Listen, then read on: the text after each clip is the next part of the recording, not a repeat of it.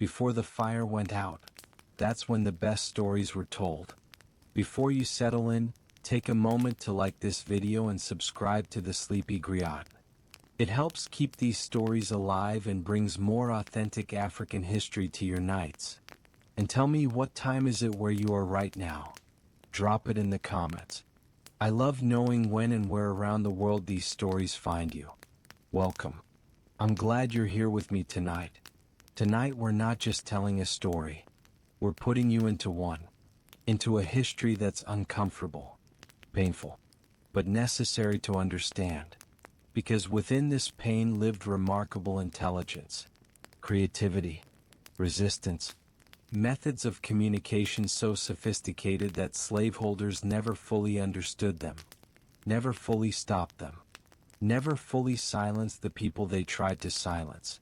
Imagine yourself in this history, not as observer but as participant, as someone who must survive, must communicate, must maintain humanity when everything around you is designed to strip it away. This is not abstract history. This is you. In this place, in this time, with these challenges. What would you do when your voice is taken? When your language is forbidden? When speaking to your own people becomes punishable offense? When every attempt to maintain connection, to organize, to resist is met with violence? You would find ways. You would create systems. You would develop languages within languages, codes within codes, messages hidden in plain sight, communication methods so clever that those who enslaved you would hear them, see them, witness them daily without understanding. This is the story of those methods, the real ones, the documented ones. The ingenious systems that enslaved Africans created to communicate despite every attempt to silence them. And this is your story, because you are there. You must learn these systems, must use them, must survive through them. Let your breathing slow. Let yourself enter this uncomfortable history. Let these truths speak. Because understanding how people communicated when communication was forbidden teaches us something profound about human resilience, about intelligence under pressure, about the impossibility of truly silencing human connection. We begin with your capture. You are in West Africa. The year doesn't matter. This happened across centuries in different forms to millions. You are Yoruba, or Igbo, or Akan, or Mandinka, or from any of hundreds of ethnic groups with their own languages, customs, spiritual practices. You are captured, maybe by rival groups selling prisoners to European traders, maybe by raiders specifically hunting for the slave trade, maybe through betrayal, maybe through warfare. The how doesn't change what comes next. You are chained to others. Some speak your language, most don't. You're from different regions, different cultures, different languages. This is intentional. Slavers learned early that keeping people who share language together is dangerous. Shared language means shared planning, shared resistance, shared rebellion. So they separate, mix, deliberately create groups where mutual intelligibility is minimal, where communication is difficult, where organizing is nearly impossible. You are marched to the coast. This takes weeks, months sometimes. During this march, you begin learning something crucial: how to communicate without shared language. Hand gestures, facial expressions, shared experience creating shared understanding. The beginning of new communication systems born from necessity. You reach the coast, the holding pens, the dungeons where you wait for ships. Here the mixing continues. More people, more languages, more deliberate separation of those who might communicate effectively. Then comes the middle passage, the ships, the horror that has no adequate description. You are packed below decks. No room to move, no room to breathe properly, no room to be human. And in this space, language seems irrelevant. Survival is physical, immediate, There's no time for communication beyond the most basic. But even here, in the worst conditions humans have created for other humans, communication happens. Has to happen. Because humans need connection even when, especially when, everything else is stripped away. You learn to interpret sounds. A cry in the darkness means injury, means illness, means death approaching. A song, even in language you don't speak, means someone maintaining spirit, maintaining humanity, maintaining resistance against the physical and psychological destruction surrounding you. You survive the passage. Not everyone does. Hundreds die, are thrown overboard, become part of the Atlantic, but you survive. Arrive in the Americas, are sold, separated again. You end up on a plantation, large one, hundreds of enslaved people. You speak Yoruba. There are others who speak Yoruba here, but you can't speak it openly, because one of the first rules you learn is, African languages are forbidden. Slaveholders want English, or Portuguese, or Spanish, or French. Want you speaking the language they understand. Want your communication to be transparent to them. Want to prevent organization, planning, resistance that comes from language they can't monitor. Speaking your native language becomes punishable. Not just discouraged, punished. Whipped for speaking the language you've spoken since childhood. Beaten for teaching it to your children. Sold away from family for maintaining linguistic connection to your past. This is deliberate erasure of culture, of identity, of connection to homeland. Slaveholders understand that language carries culture. That shared language creates community. That community creates strength. That strength creates resistance. So they try to take your language, force you to speak only theirs. Control communication itself as a method of control. But here's what they don't fully understand. Humans will communicate, must communicate. Language is only one method among many. Take away one method and people create others. More subtle, harder to detect, harder to suppress. You need to communicate because survival requires it. You need to know when overseers are approaching. Need to coordinate work to avoid punishment. Need to share information about escape routes. Need to maintain cultural practices in secret. Need to organize resistance. Need to maintain humanity through connection with others who understand your experience. So you learn the first system. The one that will become your primary method of coded communication for the rest of your enslaved life. The one that slaveholders will hear every day without understanding. The one that will carry messages, maintain culture, and enable resistance right under the noses of those who think they control you. You learn to sing. Songs are everywhere on plantations. Slaveholders allow them, even encourage them. They believe work songs improve productivity, keep rhythm for repetitive labor, make enslaved people more efficient. They don't realize they're allowing the most sophisticated communication system enslaved people will develop. You are in the fields. The work is brutal. The overseer watches constantly. Speaking to other enslaved people in any way that suggests organization would bring immediate punishment. But singing? Singing is allowed. Expected even. So you sing. But you're not just singing. You're communicating. In code. In double meanings.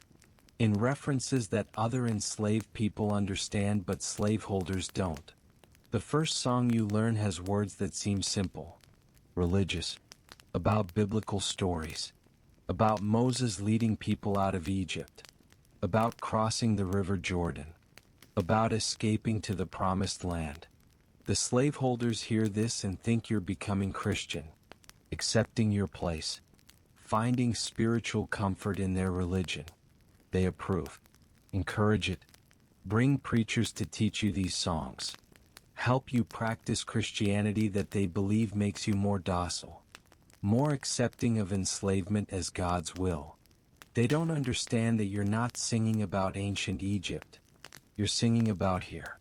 Now, this plantation, these conditions. Moses isn't biblical figure. Moses is code for conductor on Underground Railroad. Egypt is an ancient kingdom. Egypt is the South, the slave states. River Jordan isn't historical waterway. It's the Ohio River, the border between slavery and freedom. The promised land isn't heaven. It's Canada, or free states in the north, or anywhere that isn't here. Go Down Moses isn't religious song. It's message. When sung certain way at certain time, it means the conductor is here. The Underground Railroad is running. Escape is possible tonight. Be ready. You learn this language within language. You learn that heaven in songs often means freedom, not afterlife. That glory means escape, not spiritual salvation. That references to Old Testament figures are codes for people, places, actions in present day. You learn specific songs mean specific things. Wade in the water isn't just about baptism. It's instruction. When escaping, walk in streams and rivers. Wade in water so dogs can't track your scent. The water will hide you, protect you, guide you. Follow the drinking gourd isn't spiritual metaphor. It's navigation instruction. The drinking gourd is the Big Dipper, the constellation that points to North Star. Follow it and you're heading north, toward freedom. The song describes the path, the landmarks, the seasonal timing. Complete escape instructions hidden in what sounds like folk song. You're amazed by this at first, by how much information can be hidden in simple lyrics, by how slaveholders can hear these songs hundreds of times without understanding, by how the same song can have different meanings depending on context, timing, who's singing, how it's sung. You learn the subtleties. When song is sung faster, it might mean danger approaching. Slower might mean all clear. Certain verses emphasized means meet at specific location. Other verses means wait, not tonight, conditions aren't safe. You learn to sing while working. But you're not just making work easier. You're coordinating with others. The rhythm you sing at affects how fast everyone works. Too fast and overseers get suspicious about why you're rushing. Too slow and punishment comes. So you coordinate through song. Keep everyone at pace that avoids both extremes. But songs do more than coordinate work or plan escapes. They maintain culture. You sing songs from home, from Africa. Slaveholders don't recognize them. They hear unfamiliar melodies and assume you're making up tunes. They don't realize you're singing in languages they banned, hidden in melodies they can't identify. Maintaining linguistic connection to homeland through music they don't understand is music. You teach these songs to children, not openly, not obviously, but through singing around them, through letting them hear, through encouraging them to join. The songs carry language, carry history, carry culture, carry identity. Your children will grow up speaking English. Slaveholders ensure that. But they'll also grow up knowing songs. And in those songs, hidden in melodies and rhythms, African languages survive. Yoruba words embedded in spirituals. Igbo phrases hidden in work songs. Akan rhythms underlying what sounds like Christian hymns. This is genius-level code switching. You're operating in 3 languages simultaneously. English on the surface for slaveholders to hear. African languages embedded in rhythm and melody for cultural maintenance. And coded English carrying messages slaveholders don't detect. You learn that volume matters. Loud singing might be celebration, but it might be warning that overseer is approaching. Soft singing might be reverence, or it might be secret planning that requires quiet. Singing alone might be loneliness, or signal to specific person at distance. You learn that who starts the song matters. When elder starts certain song, it means one thing. When young person starts same song means something else. Context, singer, timing, all add layers of meaning that make these songs impossibly complex to outside observers. You discover that call-and response patterns are particularly effective. Leader sings line. Group responds. But the response can carry different meaning than the call. Leader might sing innocent lyric. Response might be acknowledgement of coded message. Back and forth creating conversation that sounds like simple song but actually is complex communication. Slaveholders sometimes notice something is happening. They hear singing increase at certain times. Notice certain songs seem to precede problems. People being gone, work slowing, issues emerging. They ban specific songs. Punish singing certain lyrics. But you adapt. Create new songs. New codes. The system is too flexible, too embedded in daily life to be stopped. Ban one song and 10 more appear with similar messages hidden different ways. You learn that even when overseer is standing right next to you, you can communicate with people across the field through song. Can coordinate. Can warn. Can organize. Right in front of the person trying to prevent exactly that. This is psychological warfare. Making your oppressor complicit in your resistance. Having them encourage the very thing that enables communication they're trying to prevent. Singing the songs about freedom while they smile and think you're accepting enslavement. Hiding resistance in what they perceive as submission. The songs spread. Travel between plantations. Enslaved people sold to different locations bring songs with them. The codes evolve, adapt, but core system remains. Songs as communication. Songs as resistance. Songs as survival. You realize something profound. They can take your language, but they can't take your voice.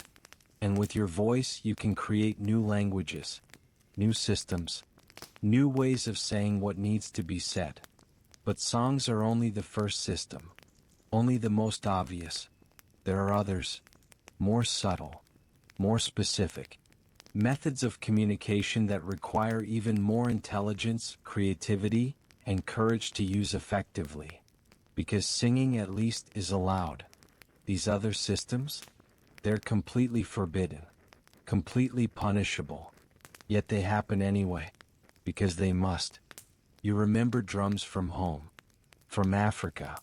Drums were more than instruments. They were communication technology. Different rhythms carried specific messages. Information could travel miles through drum language, faster than messengers, clearer than shouting. Drums announced births, deaths, marriages, warnings, celebrations, calls to gather. Entire conversations could happen through drums. Complex information transmitted through rhythm, pitch, tempo. Drum languages were as sophisticated as spoken languages. More efficient for long-distance communication. More effective for mass announcements. You remember learning drum language as a child. How specific rhythms corresponded to phrases. How changes in tempo modified meaning. How skilled drummers could convey nuanced information through seemingly simple beating. But on this plantation there are no drums. None. You ask about this. Learn quickly why. Drums are forbidden. Completely. Possession of drum is punishable offense. Playing drums can lead to severe beating. To sail away from family. To death in extreme cases. You learn the history. In early years of slavery, drums were present. Enslaved Africans made them. Used them. For music. For ceremonies. For maintaining cultural practices. Slaveholders allowed this initially. Didn't understand what drums meant. What they could do. Then came the rebellions. Slave uprisings coordinated across plantations. Simultaneous attacks that shouldn't have been possible given how separated enslaved people were. How closely monitored. How prevented from gathering or planning. Slaveholders couldn't figure out how coordination happened. Until they realized, the drums. The drums they'd been hearing and dismissing as primitive music were actually sophisticated communication system, carrying messages, coordinating action, enabling resistance across distances. So they banned drums. Thoroughly. Completely. Made them capital offense in some places. Destroyed every drum they found. Punished anyone caught with drumming implements. Created terror around drums specifically to prevent the communication they enabled. But here's what they didn't fully eliminate: the knowledge. You still know how drums work, how rhythm carries meaning, how sound can communicate. They took the drums, but they couldn't take your understanding of what drums could do. So you find alternatives. Methods of creating rhythmic sound that aren't technically drums but serve similar function. Methods that fly just under the radar of prohibition. That exist in gray area between allowed and forbidden. You learn to use your body. Hands slapping thighs in specific rhythms. Feet stomping in patterns. Clapping in sequences. These create sounds. Not as loud as drums. Not as far-reaching. But in close quarters, in slave cabins at night, in gathered groups working in church services, body percussion carries messages. You develop rhythmic patterns for common messages. 3 quick slaps followed by 2 slow ones means overseer approaching. Continuous rapid clapping means danger, disperse, act normal. Slow rhythmic stomping means all clear, safe to talk openly. These aren't formal languages like drum languages were. They're improvised, local, specific to your plantation or region. But they work. They communicate. They maintain the principle even when the tool is taken away. You notice that work creates opportunities for rhythmic communication. Hammering, chopping. Any repetitive activity that makes sound. You can modify the rhythm slightly. Speed up or slow down. Create patterns that others recognize as signals rather than just work sounds. The overseer hears hammering. Sounds like normal work. Doesn't realize you're using that hammering to signal to someone across the work area. To coordinate. To communicate simple messages through rhythm variations too subtle for untrained ear to catch. You learn that religious services provide opportunities for drumming substitutes.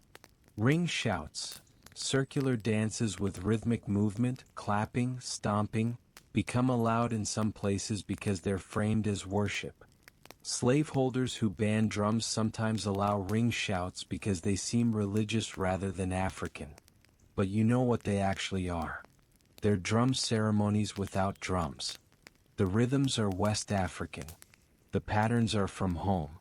The meanings embedded in those patterns are codes, communications, cultural maintenance disguised as Christian practice. You learn to hear rhythm in everything. In work songs, yes, but also in how people walk. How doors close. How tools are set down. Anything that makes sound can carry meaning if you train yourself to hear it. And you do train yourself. Because you must. But drums, or their substitutes, only work at close range. For long-distance communication you need different systems. Systems that don't rely on sound. Systems that work through sight. Through symbol. Through methods that exist in plain view but carry meaning only to those who know how to read them. You are learning English. Required to learn it. Punished for not speaking it. But you're learning it your way. On your terms. Creating English that carries multiple meanings. Surface meaning for slaveholders. Deeper meaning for other enslaved people. This starts simply. With words that sound innocent but mean something else in context. Canaan in conversation might seem biblical reference. But to other enslaved people, Canaan means Canada. The promised land of freedom. Discussing going to Canaan isn't theological conversation. It's escape planning.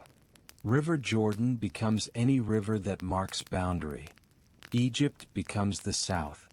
Pharaoh becomes slaveholder. You're speaking English. Using biblical references slaveholders encourage. But you're talking about escape, resistance, survival. You learn that certain phrases carry warnings. The old man is coming doesn't mean elderly person approaching. It means overseer, patroller, someone dangerous. Storms coming isn't weather prediction. It's warning that trouble is near, that raid is planned, that someone dangerous is in area. You develop entire vocabulary of double meanings. Visiting cousins might mean attending secret meeting. Going to church might mean genuine religious service or might mean resistance gathering.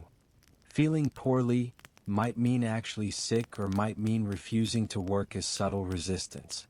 The genius is that slaveholders hear these conversations and understand them wrong. Hear surface meaning. Miss deeper communication happening in front of them. Their linguistic privilege, being native English speakers, being educated, being in power, becomes disadvantaged because it makes them overconfident.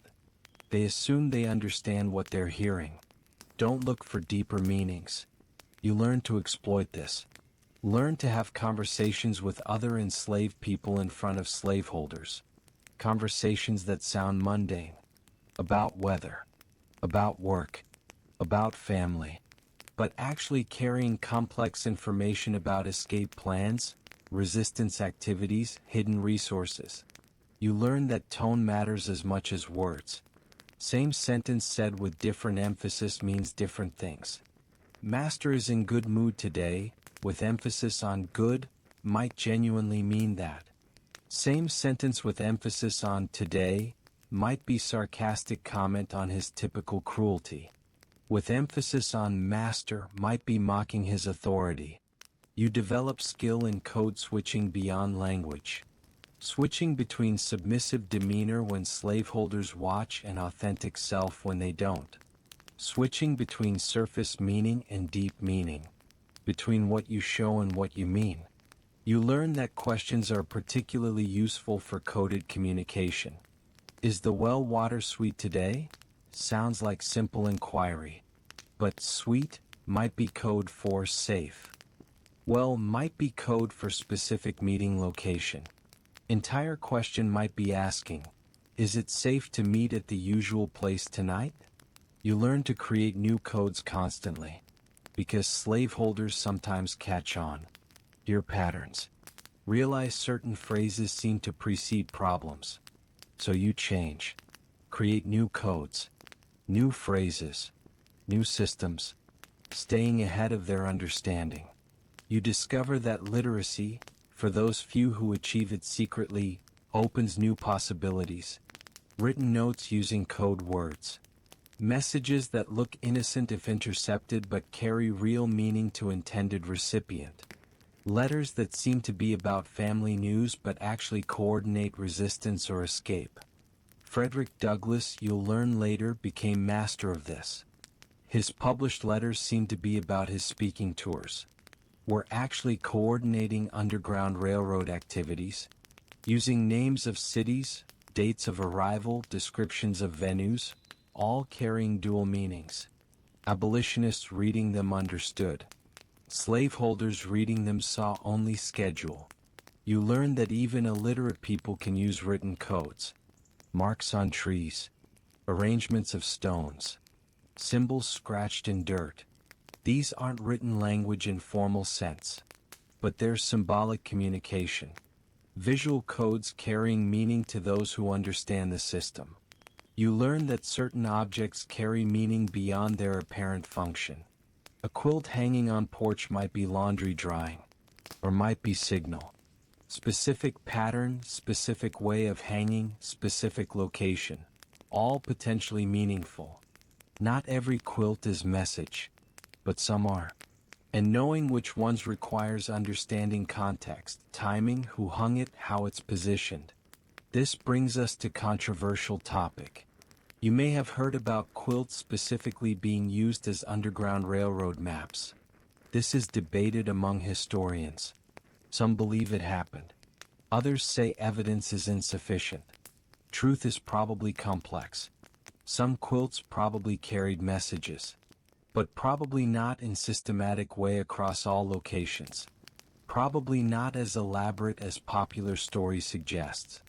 What is documented is that enslaved people were quilters, that quilts were everywhere, that using common objects for communication makes tactical sense, that visual symbols are effective codes.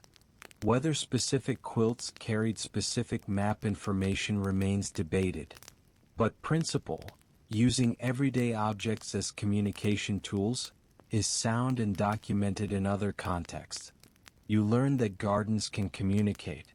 Certain plants grown in certain patterns might signal safe house, might indicate resistance sympathizer, might mark escape route. Slaveholders see garden. You see message. You learn that clothing choices can communicate. Wearing certain colors on certain days might signal membership in resistance group, might indicate readiness to escape, might show solidarity with others planning action. Fashion becomes code. You learn that everything becomes potential communication tool. Because it must. Because being forbidden to communicate openly doesn't eliminate need to communicate. Just makes you more creative about methods. But all these systems, songs, rhythms, coded language, symbols, require proximity. Require being able to see or hear each other. What about when you can't? What about when enslaved people are separated? Sold to different regions? How do you maintain connection across distances when direct communication is impossible? You learn the answer through story, through oral tradition, through narrative that carries information disguised as entertainment. You are sitting in slave cabin at night. The workday is done. Your body aches. Tomorrow will bring more pain. But right now there's respite. And the elder is telling story. The story seems simple. About animals. Br a rabbit and Br a fox. Br a rabbit is small, weak, constantly threatened by larger, stronger animals. But Br a rabbit always wins. Through cleverness. Through trickery. Through using his intelligence to overcome opponents' physical advantages.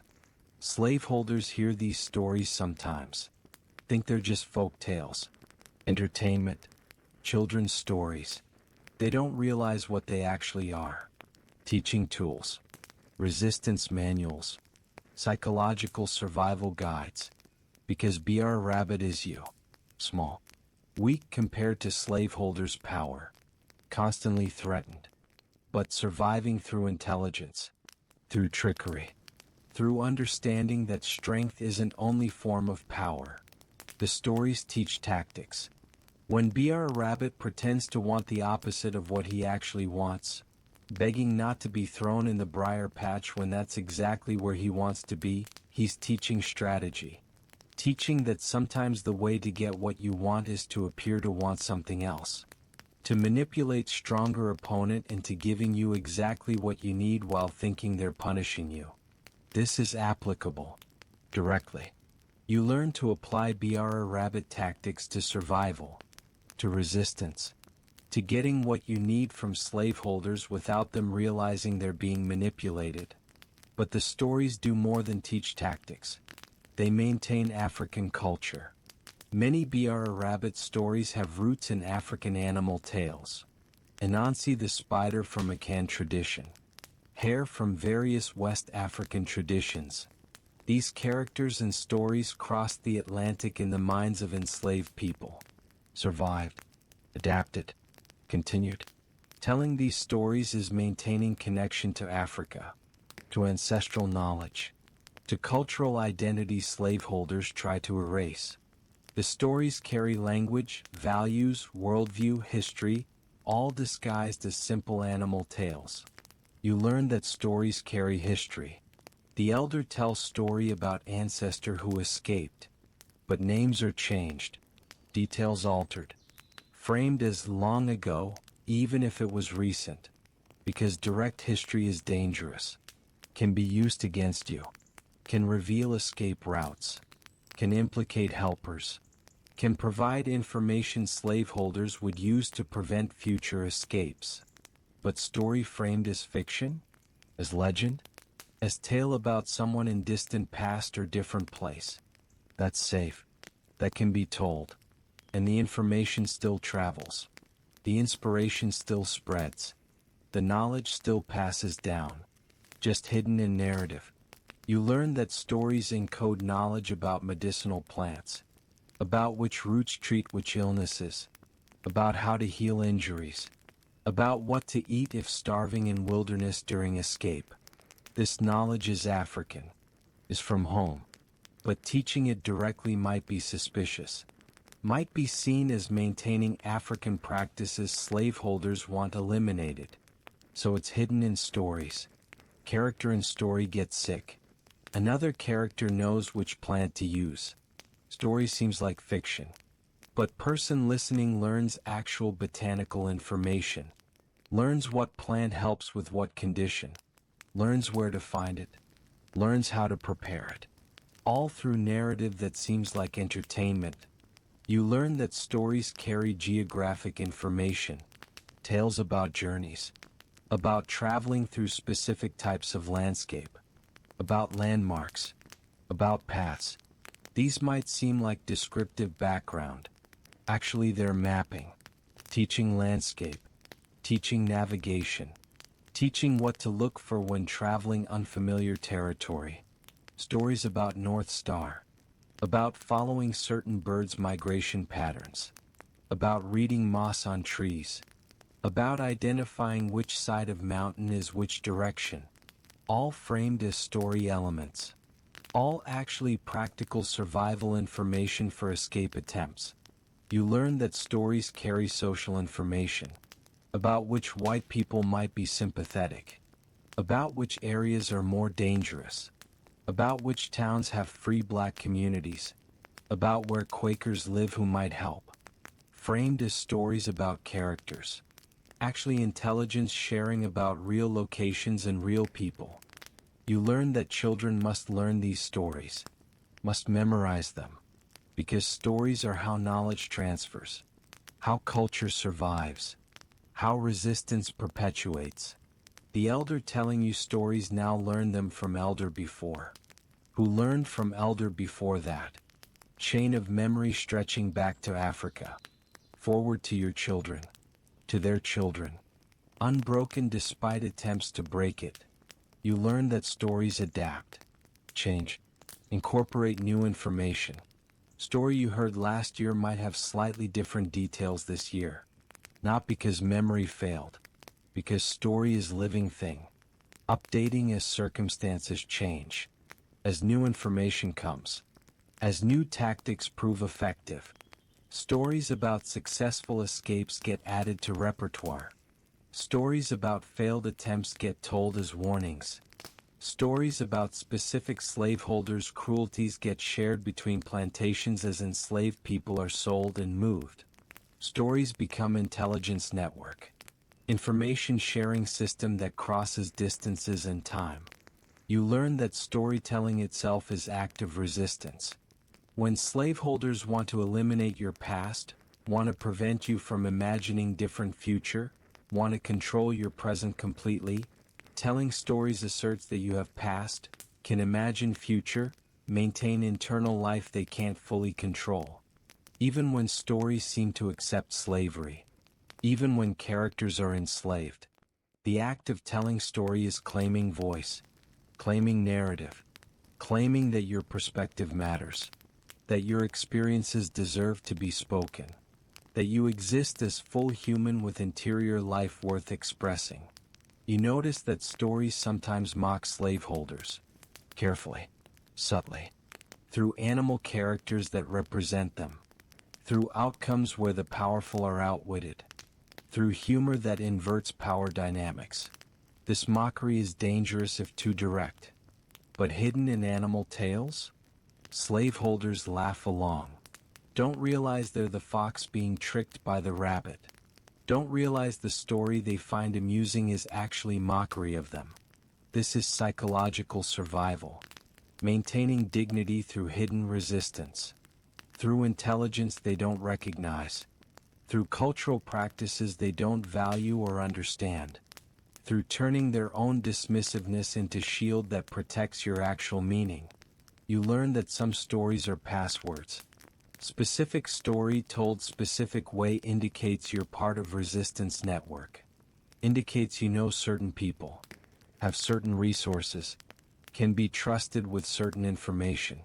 The story itself becomes identifier.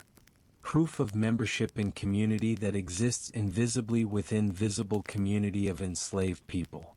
You learn that stories sometimes predict, not through supernatural means, through careful observation encoded in narrative.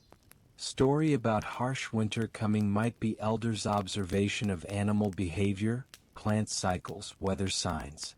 Framed as story so it seems like folk wisdom rather than practical survival information. Stories about when to plant, when to harvest, how to read signs of changing seasons. All practical information, all valuable for planning escapes, knowing when rivers will be frozen to cross, when leaves will be on trees to provide cover, when food will be available in wilderness. Disguised as agricultural folklore. Actually strategic information. The fifth system, movement and dance. You are at religious service. This is allowed. Encouraged even. Slaveholders want you Christian.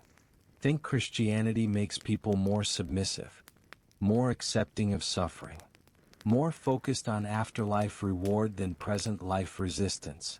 So church happens. Under their watch. Under their control. With preachers who teach the Christianity they want you to learn. The version about slaves obeying masters. About suffering in this life. About reward in next life. But something else happens in these services. Something they observe without understanding. Movement, dance, physical expression they dismiss as emotional enthusiasm, as primitive religiosity, as harmless release of energy. They don't realize it's communication, coordination, transmission of information through physical movement. You learn that certain movements carry meaning. The way someone moves during worship might look like spontaneous spiritual expression. Actually, it's signal. Right hand raised at specific moment means one thing. Left hand means another. Spinning clockwise versus counterclockwise carries different meanings. Falling to knees at specific point in song indicates specific message. This requires collective understanding. Requires everyone knowing the code. Requires practice. Requires subtlety so slaveholders watching don't detect pattern. But it works. Multiple messages can be transmitted during single service through choreography that looks like religious ecstasy. You learn that ring shouts, circular dances considered religious expression, allow for complex communication. The dance moves counterclockwise. Always counterclockwise, following African tradition. But within that movement, individual variations carry meaning. The person who breaks pattern briefly, who moves differently for a moment, who touches specific other person in passing. All potentially communicating. You learn that physical proximity during dance allows for whispered communication. When services are crowded, when people are moving, when they're singing and shouting, you can lean close to someone during dance movement and whisper something. Brief, urgent, important. Looks like accident of crowded worship. Actually is intentional message delivery. You learn that dance teaches coordination. Requires groups to move together. To synchronize. To respond to leaders' movements. This skill transfers. When group of people can coordinate their bodies in dance, they can coordinate their actions in other contexts. Can work together. Can move together. Can act in synchronized way that's more effective than individual action. Slaveholders sometimes ban African dances. Recognize them as maintaining African culture. As potential coordination for resistance. But religious dance? That's harder to ban without banning Christianity itself. so it persists. Carries forward African movement traditions disguised as Christian worship. You learn that even outside formal dance contexts, movement communicates. The way someone walks past you in field. Brief hand gesture. Direction of gaze. Nod of head. All potentially meaningful if you're trained to see them. You develop silent language of gesture. Not formal sign language, but practical signals. Thumb up or down. Specific number of fingers shown. Hand over heart. Pointing with chin instead of finger. All subtle. All deniable as intentional if questioned. But all communicating to those who understand. You learn that body language reveals what words hide. How to read tension in someone's shoulders that means danger nearby. How to interpret facial expression that says, be careful, being watched without any verbal warning. How to understand posture that communicates exhaustion, illness, resistance, determination, all without words. This is survival skill. Reading people. Understanding what they mean beyond what they say. Essential when direct communication is dangerous. When verbal communication might be overheard. When you need to know what's happening without asking questions that might reveal you're planning something. You learn that timing of movement communicates. Meeting someone's eyes at specific moment in conversation carries meaning. Looking away at specific time means something different. The dance of attention and inattention becomes code. Becomes way of saying yes or no, safe or dangerous, proceed or wait, all without words. You realize that slaveholders are actually worse at reading this physical communication than you are. They rely on verbal communication primarily. Don't train themselves to read subtle physical cues. Don't expect communication to happen through movement and gesture. This is advantage. You can communicate right in front of them through methods they're not trained to detect. The sixth system, marks, signs, and the Underground Railroad. You are planning to escape. This is dangerous beyond measure. The punishment for attempted escape is severe. Brutal whipping. Sail away from family. Sometimes death as example to others. But staying is slow death. So you plan. And planning requires information. Information about routes. About safe places. About who helps and who betrays. This information exists. But it can't be written down in obvious ways. Can't be spoken to openly. Must be encoded in the landscape itself. In marks that mean nothing to those who don't know how to read them. Everything to those who do. You learn that the Underground Railroad isn't actually underground. Isn't actually railroad. These are code words. Railroad terminology, stations, conductors, passengers, lines, used to discuss escape network because it sounds innocuous to anyone overhearing. Just people talking about trains. Not people planning felony escape of enslaved people. But you learn that beyond the verbal codes, there are physical markers. Signs in the actual landscape that guide escaping people. That indicate safe houses. That point directions. That warn of danger. The first marker you learn about is the North Star. Polaris. The star that stays fixed while others rotate around it. Follow it and you're going north. Away from deep south. Toward free states. Toward Canada if you can make it that far. But you can't always see the North Star. Clouds. Trees. Daytime travel when necessary. You need other navigation methods.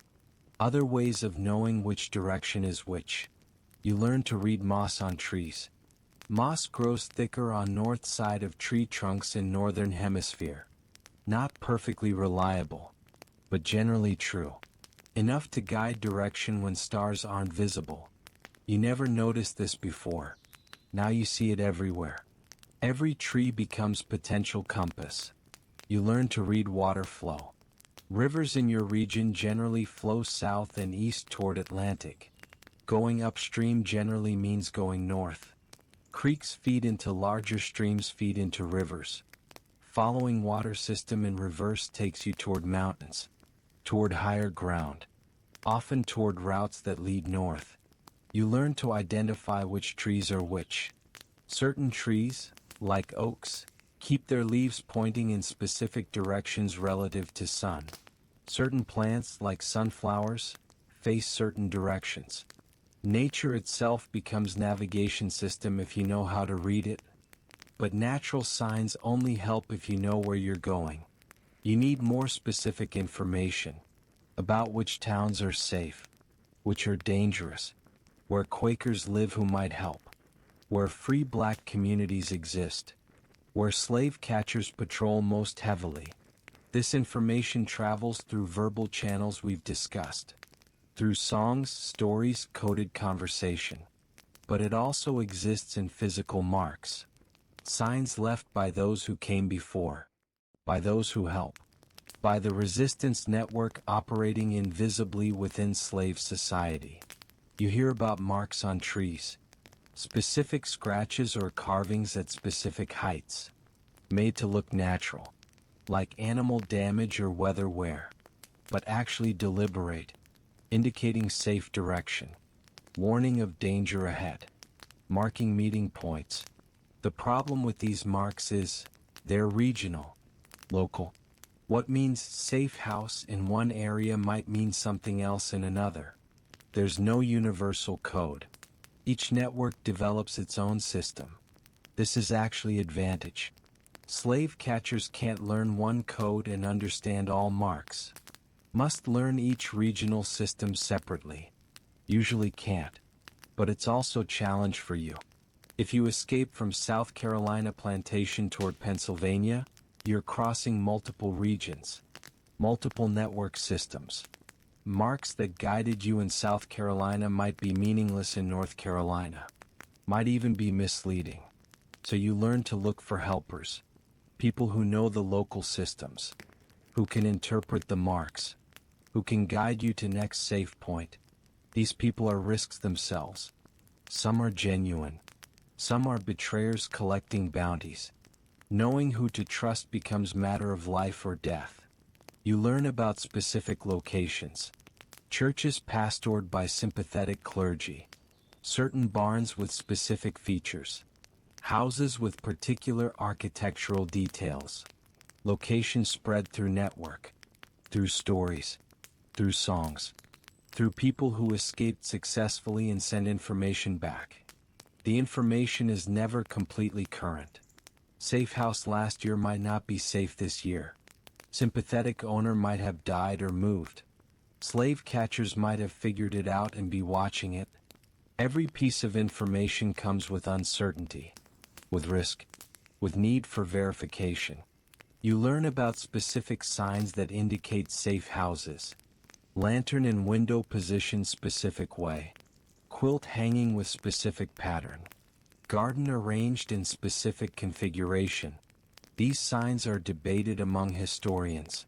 Some believe they were widely used. Others argue evidence is limited. Truth is probably that some people use some signs in some places, but not in systematic universal way. Let's address the quilt controversy directly. You may have heard that specific quilt patterns, bearing paw, flying geese, log cabin, others, were codes for Underground Railroad. That these patterns, hung in specific sequence, told escaping people what to do, where to go, how to proceed. This story became popular in 1990s through a book called Hidden in Plain View. The authors claim to have documented this quilt code system through oral history. The story is appealing. Fits narrative of clever resistance. Uses common object in unexpected way. Celebrates ingenuity of enslaved women. But historians have problems with this story. There's no documented evidence of systematic quilt code before that book. No written records. No references in slave narratives. No mention in abolitionist accounts. No documentation from people who actually ran Underground Railroad. Does this mean quilts were never used for communication? Not necessarily. Quilts were everywhere. Using common objects for signaling makes sense. Some quilts might have carried some messages in some places. But the elaborate systematic code described in that book? Most historians believe that's unlikely.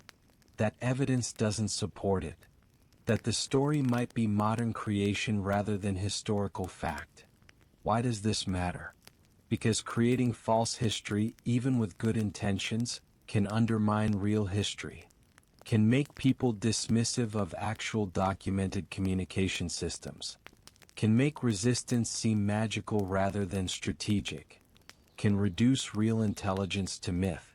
So what is documented about physical markers? Several things. Safe houses were real. Documented extensively. Particular houses where escaping people could hide. Could get food. Could rest. Could connect with next helper. These houses were known through network. Information about them spread through verbal channels we discussed. Some safe houses had recognizable features.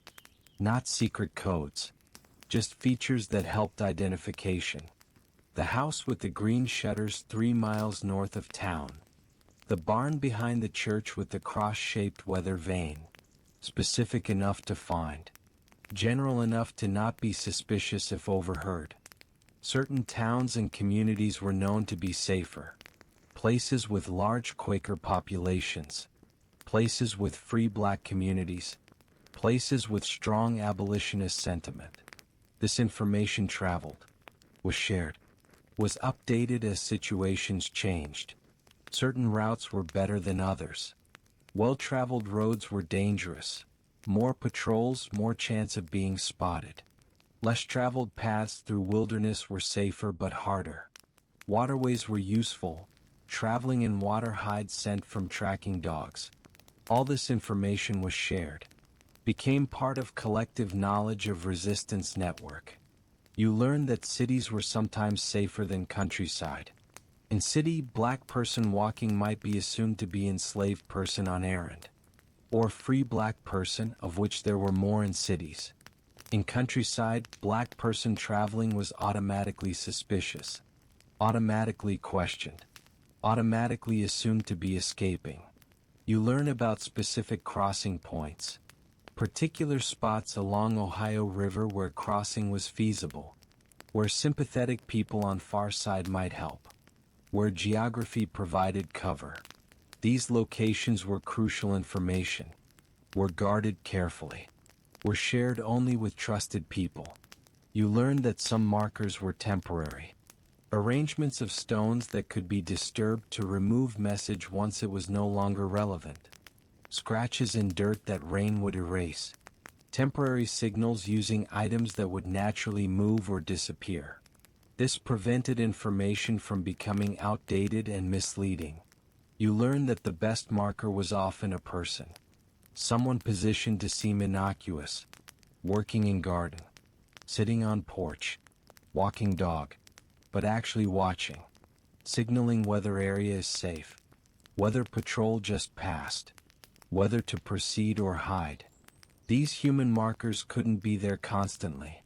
Couldn't be too obvious.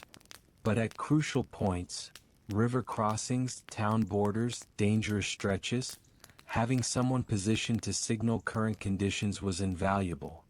Was often difference between successful escape and capture. The seventh system, the network of trust. You realize that all these communication systems depend on something more fundamental than any specific code or marker. They depend on network of trust. On knowing who can be trusted. Who will help. Who will keep secrets.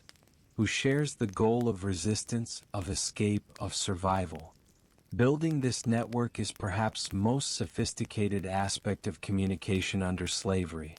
Because trust is dangerous. Trusting wrong person means betrayal.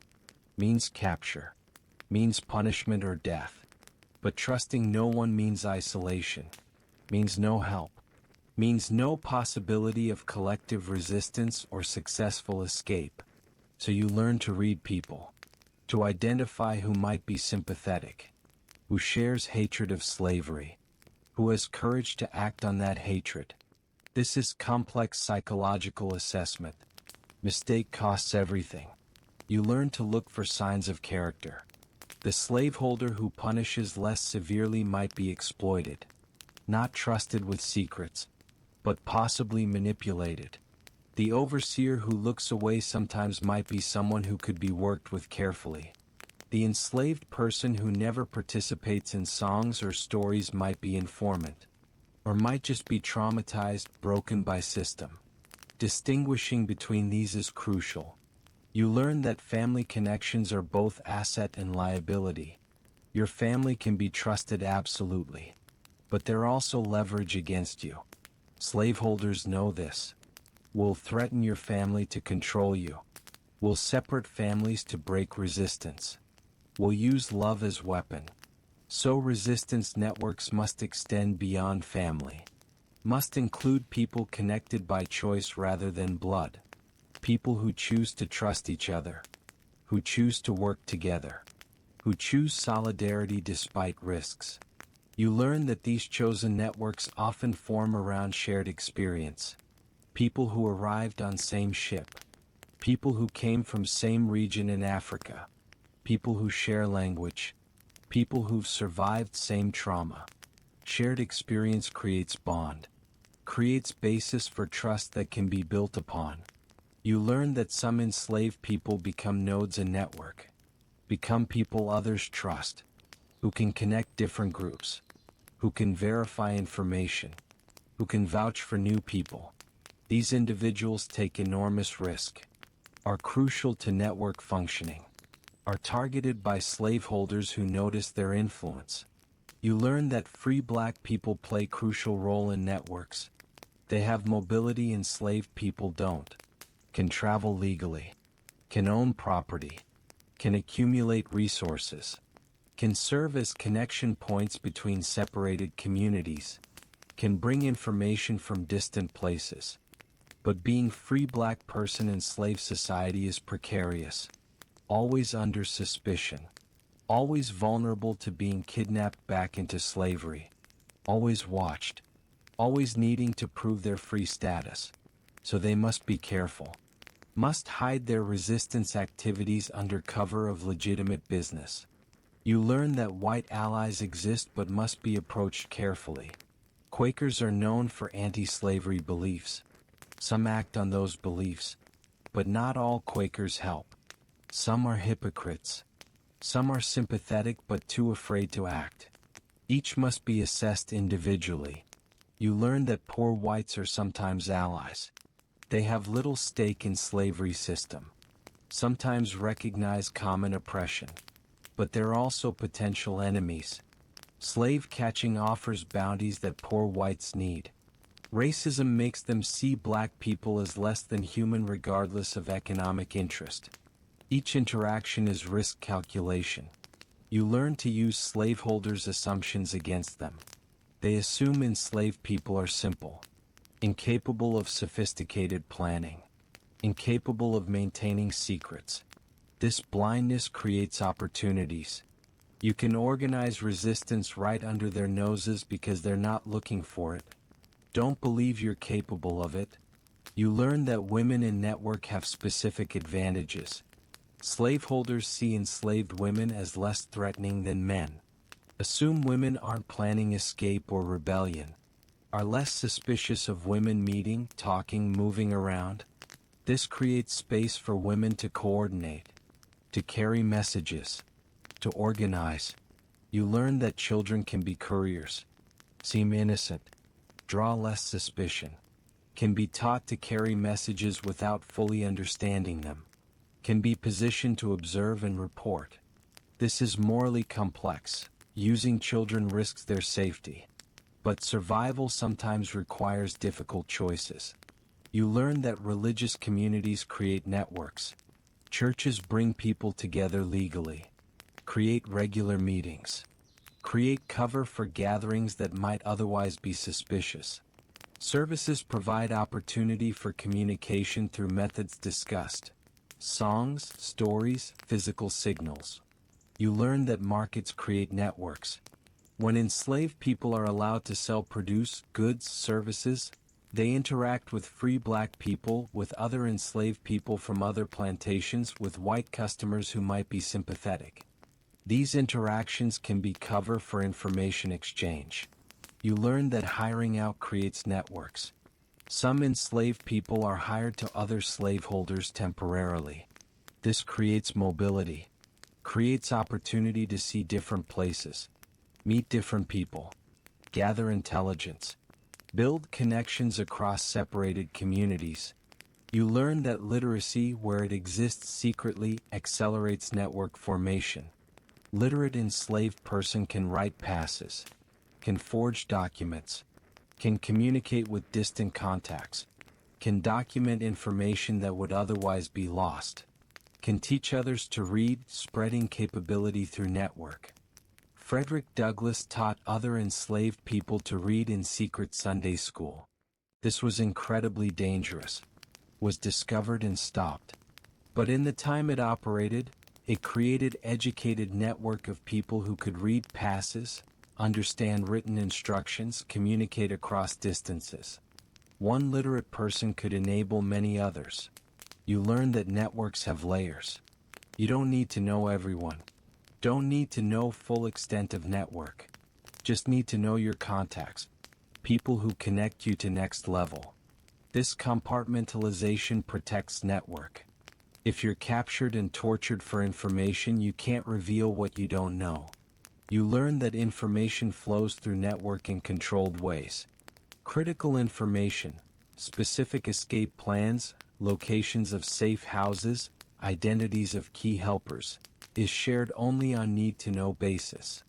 Less critical information, general conditions, slaveholder behaviors, regional news, flows more freely. You learn that network requires maintenance. Trust must be continually rebuilt, tested, verified. People change. Circumstances change. Someone trustworthy yesterday might be compromised today. Constant assessment is necessary. You learn that betrayers exist. Some enslaved people inform to slaveholders. For rewards. For better treatment. For survival. For complex psychological reasons. These betrayers are greatest threat to network. Must be identified. Must be isolated. Must be fed false information to protect real operations. You learn that network extends beyond your immediate area. Stretches across states. Connects enslaved people in Deep South with free black people in North, with white abolitionists with formerly enslaved people in Canada. This extended network provides resources, information, inspiration. Shows that resistance is possible. That escape is possible. That freedom is real possibility, not just dream. You learn that some people devote entire lives to maintaining network.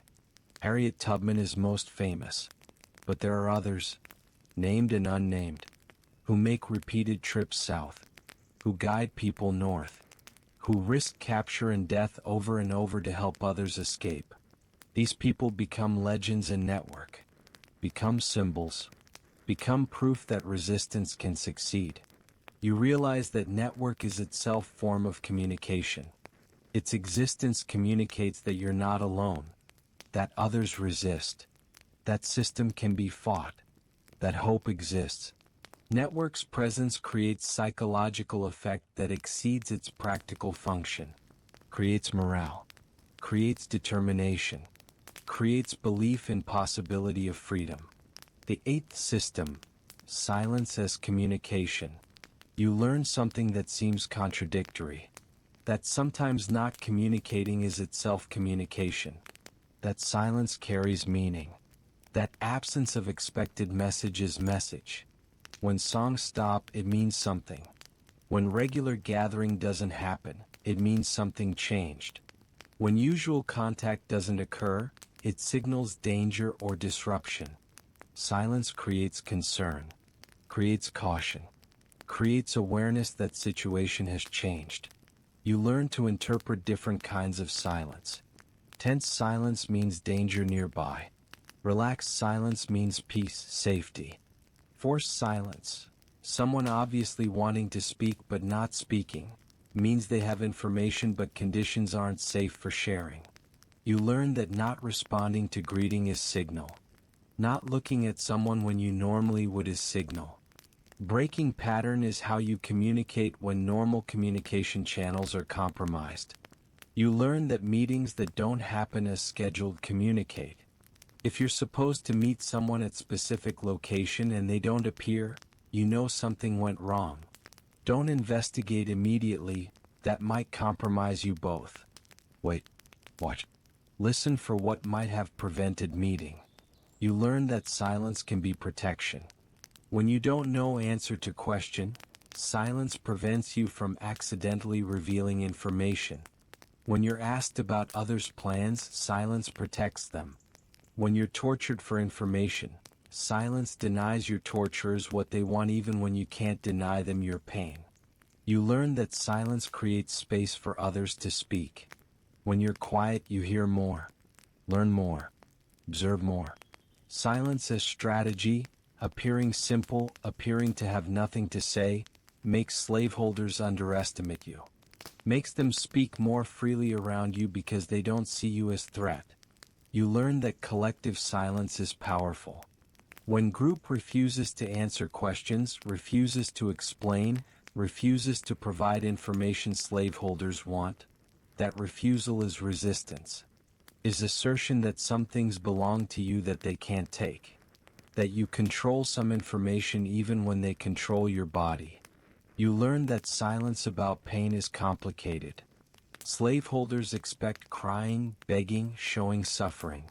When you deny them that, when you endure pain silently, it frustrates them. Denies them psychological victory.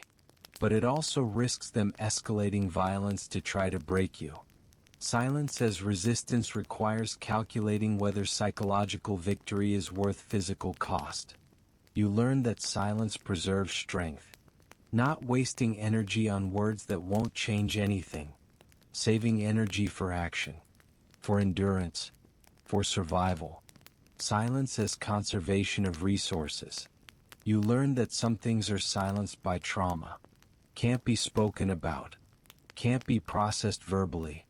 This silence is different from strategic silence. Is wound rather than weapon.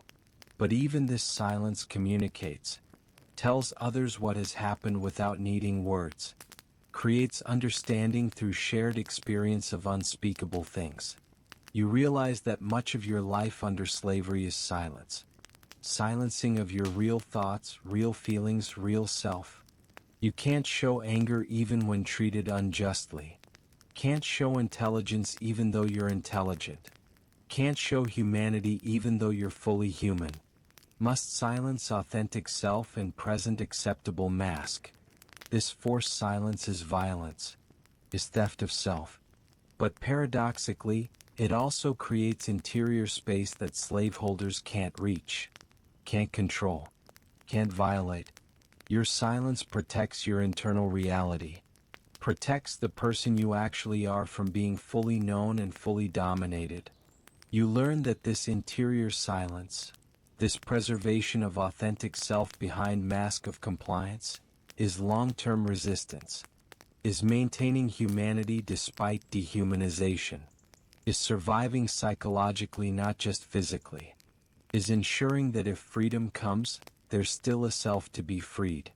The ninth system, religion as code. You are told to become Christian. This is not suggestion. It's requirement.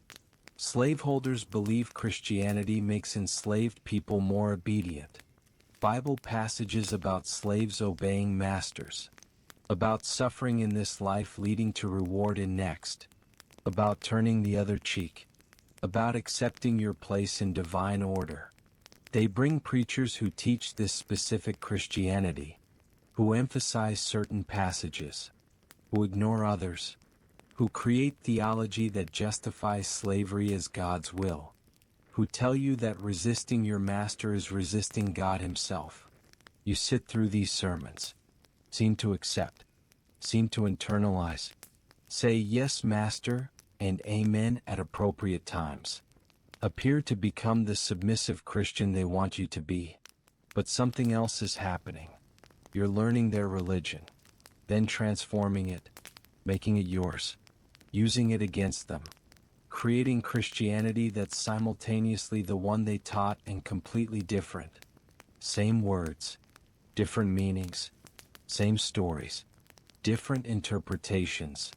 You learn the story of Moses leading Israelites out of Egypt. They teach this as ancient history, as proof of God's power, a story about faith and obedience. You hear it as something else, as blueprint for liberation, as proof that God frees enslaved people, as promise that bondage isn't permanent, that deliverance comes, that Moses figures appear to lead people to freedom. You hear yourself in the Israelites, hear slaveholders in Pharaoh, hear Underground Railroad in the Exodus. You learn about David and Goliath. They teach it as story about faith, about trusting God, about divine power overcoming human strength. You hear it as tactical manual. Small forces can defeat large ones. Intelligence and accuracy matter more than size and strength.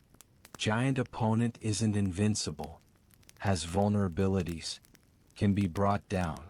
You are David. Slaveholders are Goliath. The story promises that you can win. You learn about Daniel in Lion's Den. They teach it as story about maintaining faith under persecution, about God protecting the faithful. You hear it as story about surviving under threat, about intelligence and composure in deadly situation, about emerging unharmed from situation designed to kill you. Every day in slavery is Lion's Den. Every day you survive is proof that story is yours. You learn about Jesus himself. They teach Jesus who accepts suffering, who forgives enemies, who doesn't resist arrest or execution, who models submission to authority. You develop different Jesus. Jesus who overturned tables in temple, who challenged religious authorities, who criticized wealthy and powerful, who said first shall be last, who promised that meek would inherit earth. This Jesus validates anger, promises reversal, suggests that current order is temporary, that justice will come. You learn to read Bible selectively, take what serves liberation, reinterpret what they use for oppression, create theology that's simultaneously Christian and subversive, orthodox and revolutionary. You learn that religious language is perfect code. You can talk about Moses, Canaan, crossing Jordan, escaping Pharaoh, all biblical language, all encouraged, but all carrying dual meaning, all referring to present-day escape from present-day bondage to present-day freedom. Slaveholders hear you discussing Bible, think you're becoming properly religious, don't realize you're planning escape using their religious language as cover. Their theology becomes your code. Their Bible becomes your resistance manual. You learn that church services are organizing opportunities, legal gatherings, regular schedule, brings people together from different areas, creates network, creates time and space for coordination disguised as worship. You learn that religious roles create cover. Preachers travel between plantations legally, visit different churches, carry information, coordinate resistance, all under guise of religious duty. Slaveholders facilitate this movement because they want Christianity spread. Don't realize they're facilitating resistance network. You learn that prayer meetings create private space. When group gathers to pray, slaveholders often don't supervise closely. See it as positive development, as enslaved people becoming properly religious. Don't monitor what's actually discussed in these gatherings. Don't realize that prayer requests might be coded information sharing, that bearing witness might be intelligence reporting. You learn that baptisms create cover for river access.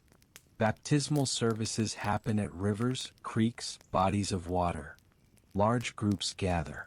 Movement to and from water is normal, expected. This creates opportunities to scout escape routes, to practice swimming, to identify which waterways are suitable for various purposes, all disguised as religious practice.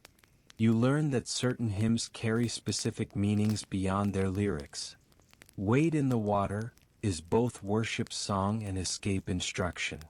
Swing low, sweet chariot might be spiritual song about death and heaven, or might be signal that Underground Railroad is operating.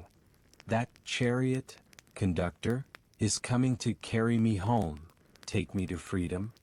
You learn that camp meetings, multi-day religious gatherings, create exceptional opportunities. Dozens or hundreds of people from multiple plantations gathering legally. Days and nights of services, singing, praying, but also networking, information exchange, coordination, planning, all hidden within religious enthusiasm slaveholders approve. You learn that emotional displays during worship create cover. When service involves shouting, crying, physical movement, falling down, this is seen as religious fervor, as Holy Spirit moving through people. Slaveholders witnessing this often approve, see it as sign of genuine conversion. But within this seeming chaos is communication, codes, signals, information exchange. Someone falls down near you. As they're helped up, they whisper something. Looks like religious assistance. Actually is message delivery. Someone shouts in unknown tongue. Sounds like glossolalia, speaking in tongues. Might actually be African language disguised as religious experience. You learn that different Christian denominations offer different advantages. Baptist churches with local control and less hierarchy. Methodist camp meetings with multi-day gatherings. Quaker meetings with silence that can hide secret discussions. African Methodist Episcopal churches with black leadership and autonomy. You learn that some churches, particularly those with black preachers or in free states, actively support resistance. Don't just tolerate coded communication but facilitate it. Create actual organizing spaces. Provide actual resources. Connect enslaved people with abolitionists. Function as resistance cells disguised as churches. You learn that religious conversion can be weapon. When you convert master or overseer to more egalitarian Christianity, you can sometimes improve your conditions. Not free yourself, they rarely go that far. But create space. Create reluctance to punish harshly. Create cognitive dissonance that makes them less effective oppressors. You learn that slave narratives, published accounts by formerly enslaved people, often emphasize Christian faith. This is partly genuine. Many formerly enslaved people were sincerely Christian. But it's also strategic. Northern white audiences who might help are predominantly Christian. Emphasizing Christian faith makes enslaved people sympathetic. Makes them recognizably human to audience that might otherwise dismiss them. Frederick Douglass, Harriet Jacobs, Sojourner Truth, others, they frame their stories partly through Christianity. Not dishonestly, but strategically.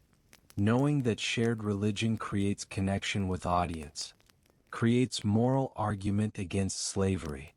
Makes oppression of fellow Christians seem unchristian. You realize that religion under slavery operates at multiple levels simultaneously. Surface level, compliance with slaveholder Christianity. Second level, transformation of Christianity into liberation theology. Third level, use of religious language and practices as communication code. Fourth level, genuine spiritual experience that provides psychological survival. All these levels coexist. You're not pretending to be Christian. You are Christian. But your Christianity is different from theirs. Uses same words. Reads same Bible. But understands it differently. Applies it differently. Lives it differently. This multiplicity, Being multiple things simultaneously is key to survival under slavery. You must be what they want to see while being who you actually are.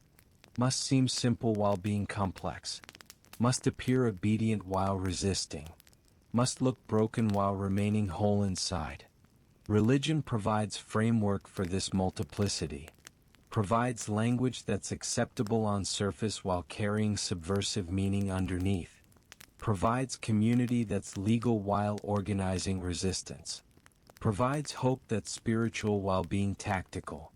The 10th system, music beyond songs. You've learned how songs carry coded messages.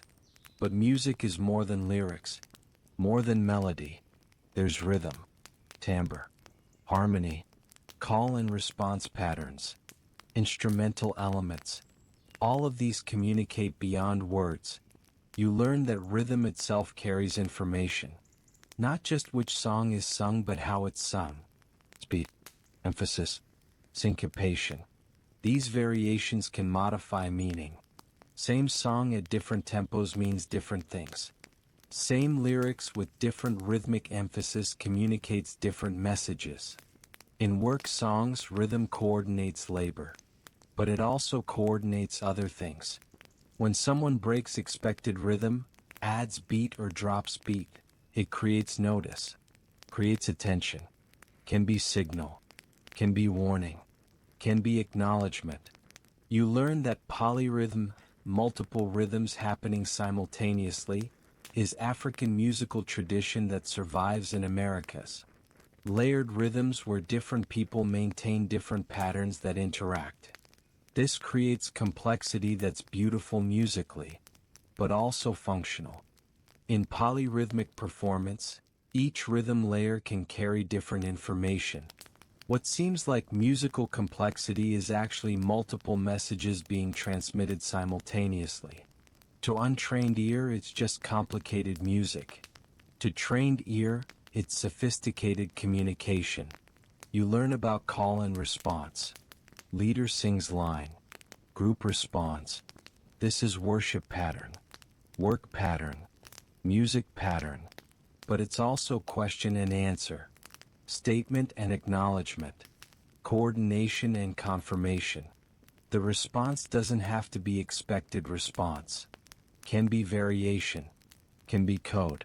Leader's call can ask question through prearranged signal. Response can answer. Entire conversation happening within what seems like traditional call-response singing.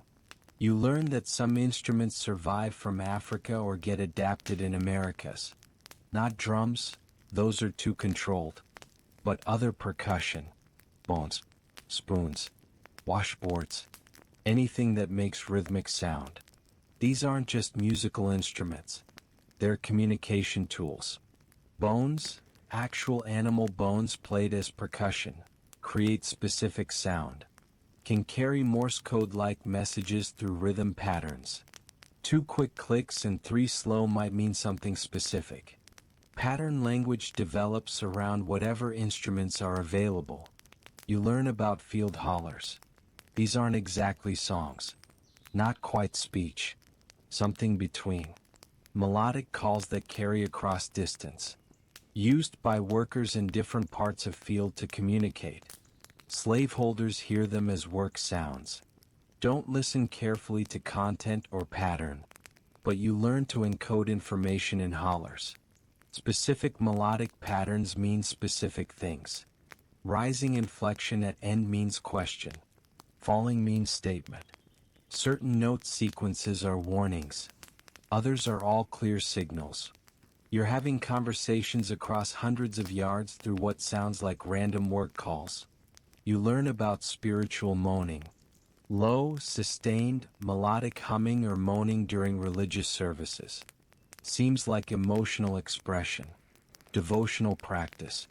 But it can also be grounding signal. When specific person begins moaning at specific pitch, it signals something to those who know the code. You learn that musical key matters. Major key sounds happy. Minor key sounds sad. Spirituals can be sung in either. Key choice can indicate mood, genuine emotional state of singer, or can be signal. Switching from major to minor without obvious reason might communicate danger. Minor to major might mean all clear. You learn about blue notes.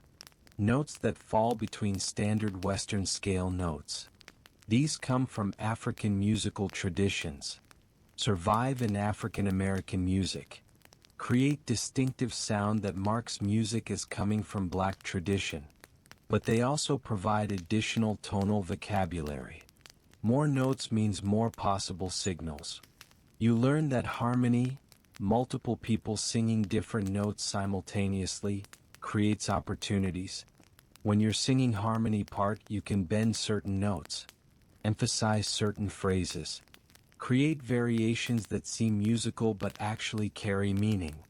Your harmony line is answering or commenting on melody line in ways that aren't about music alone. You learn about timbre, quality of sound independent of pitch. Two people singing same note sound different. This is timbre. You learn to recognize people by their voice timbre. Learn to hear subtle changes. Hoarseness might mean genuine illness, or might be signal. Breathiness might be fatigue, or might indicate specific message. You learn that musical mistakes can be intentional. Coming in early or late. Singing wrong word. Hitting wrong note.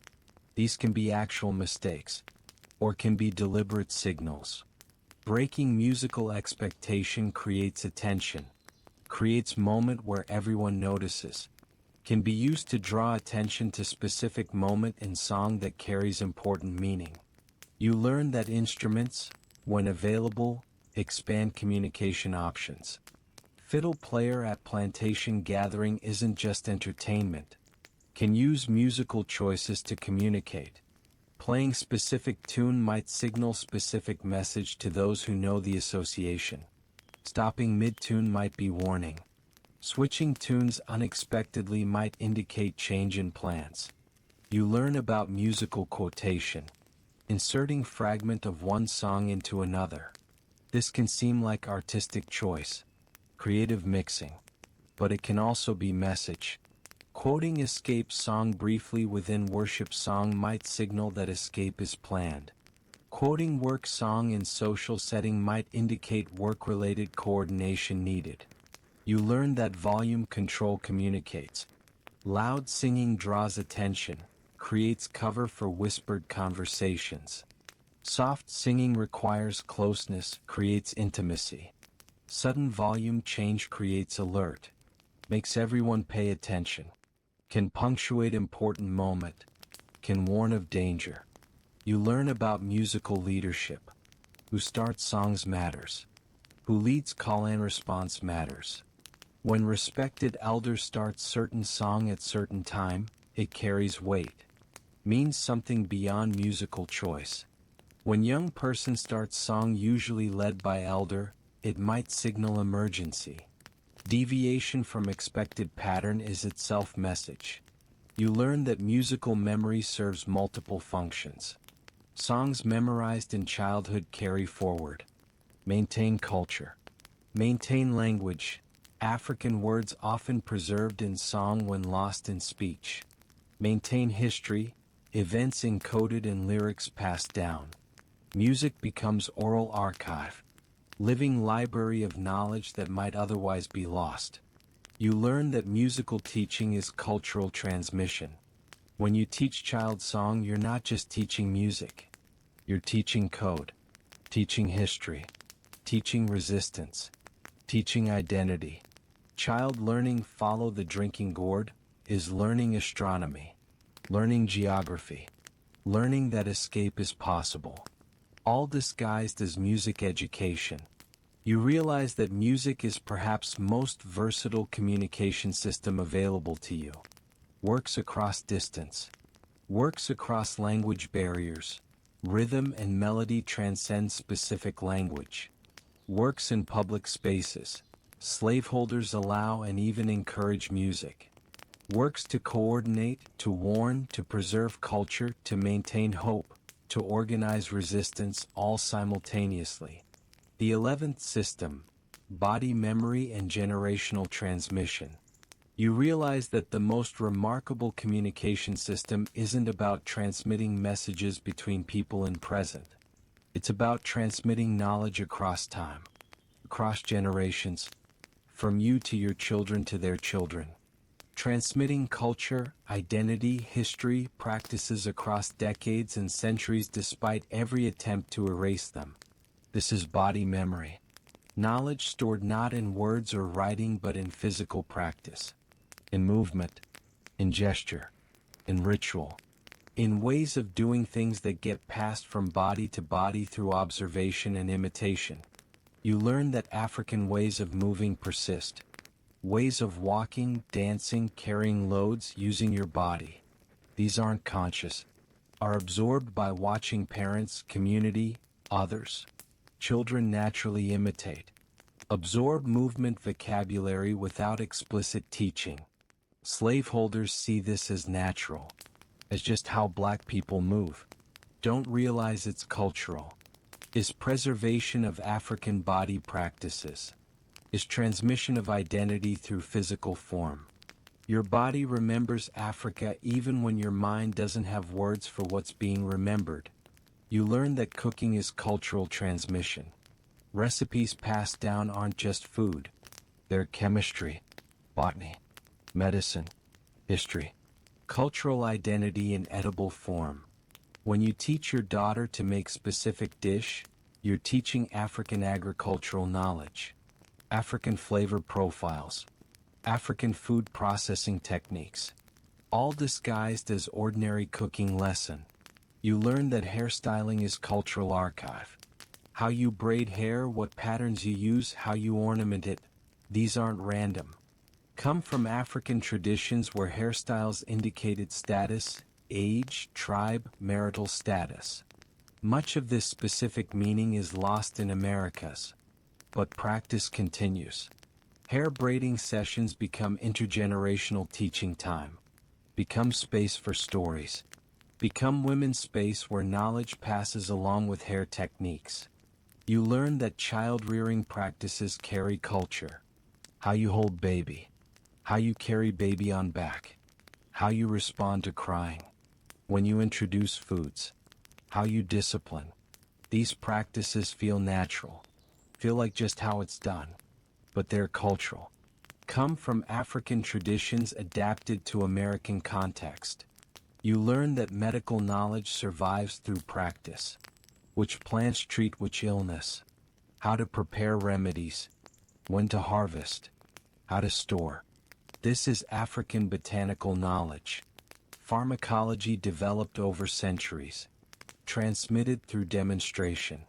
Through apprenticeship of healing, through family teaching. Slaveholders sometimes use this knowledge. Call for enslaved healers when their own medicine fails. Benefit from expertise they simultaneously dismiss as primitive. Don't realize they're depending on sophisticated medical tradition that rivals or exceeds European medicine in some applications. You learn that birth practices are cultural.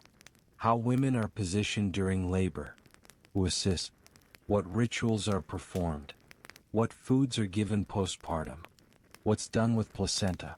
These aren't just practical, though they are practical.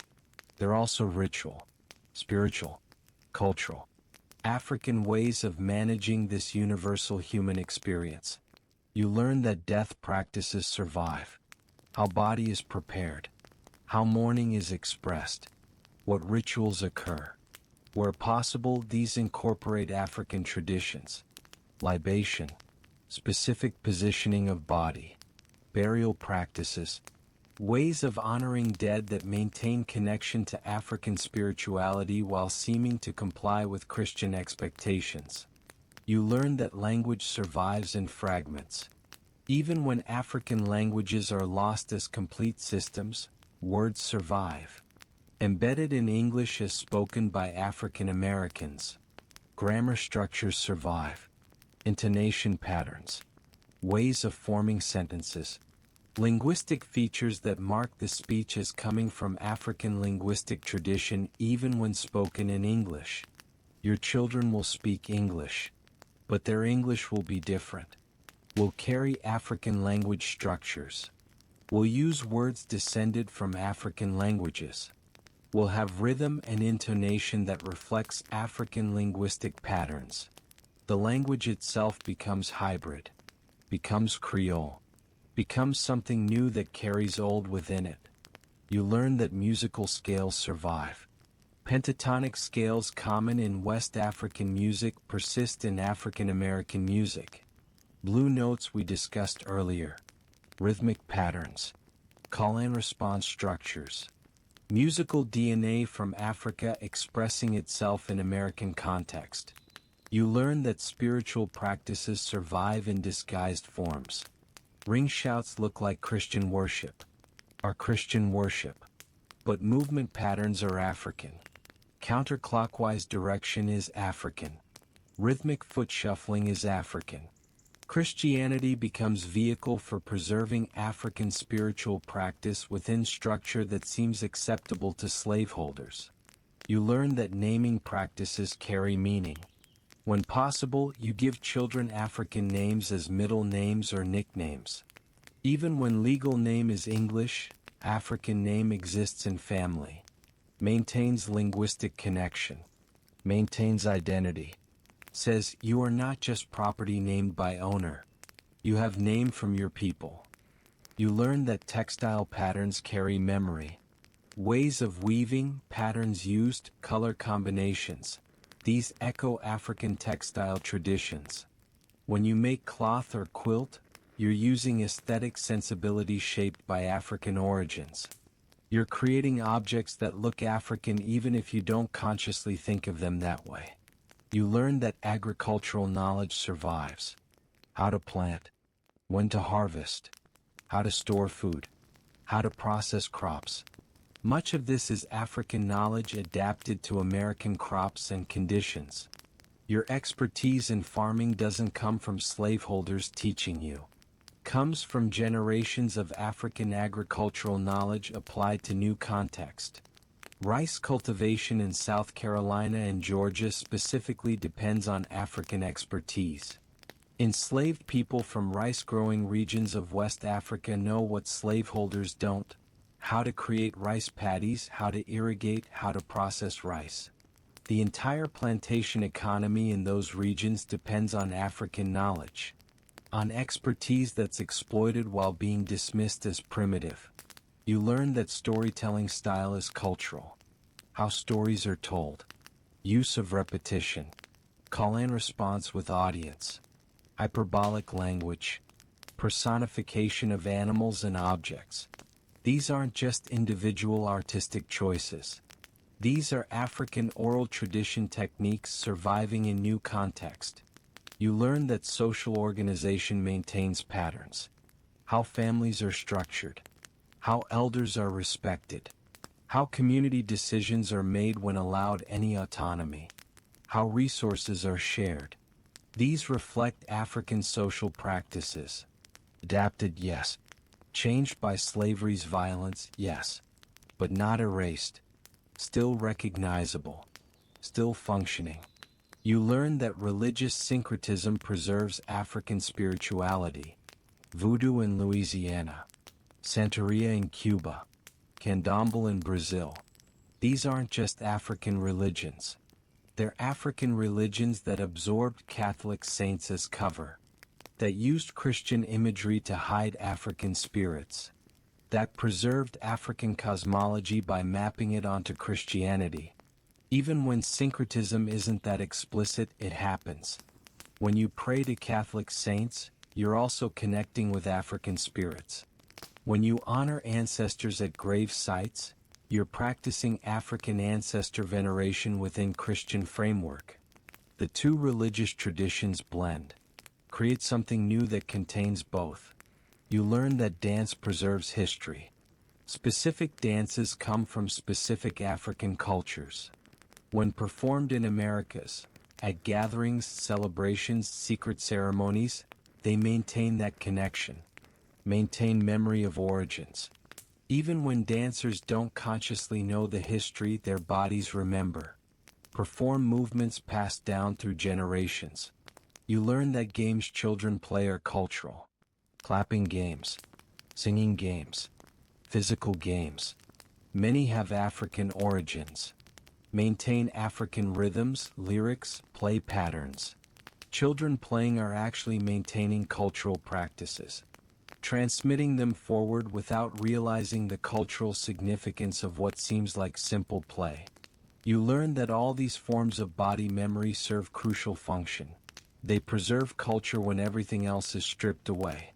You can be forbidden from speaking your language, can be prevented from practicing your religion openly, can be denied literacy, can be separated from family and community, but your body remembers, your practices remember, your way of doing things remembers. This embodied memory is resistant to erasure, survives when more explicit forms of culture don't, creates foundation for cultural continuity even through worst oppression, ensures that something essential survives, that Africa remains present even in the diaspora, that identity persists even when everything else is taken. You realize that you are a living library, walking archive. Your body, your practices, your ways of doing things, these are data storage, cultural hard drive. Everything slaveholders try to erase is encoded in how you move, how you cook, how you sing, how you dance, how you speak, how you raise your children. They can't fully erase it because they don't fully see it. Don't recognize these practices as carrying meaning beyond their obvious function.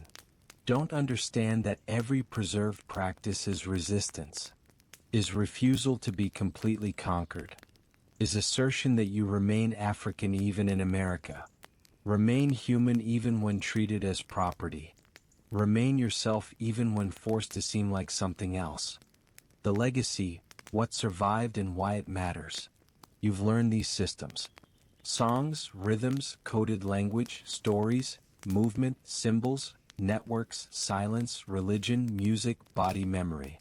All these methods of communicating when communication was forbidden. Of maintaining humanity when humanity was denied. Of organizing resistance when resistance meant death. But here's the question that matters. Did it work? Did these communication systems achieve what they were meant to achieve? The answer is complex. In immediate terms, escape, rebellion, daily survival, they achieved partial success.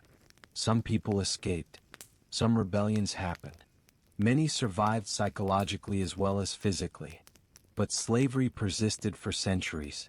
The systems didn't end slavery, didn't free everyone, didn't prevent massive suffering. But in deeper terms, cultural survival, identity preservation, laying groundwork for future liberation, they succeeded completely.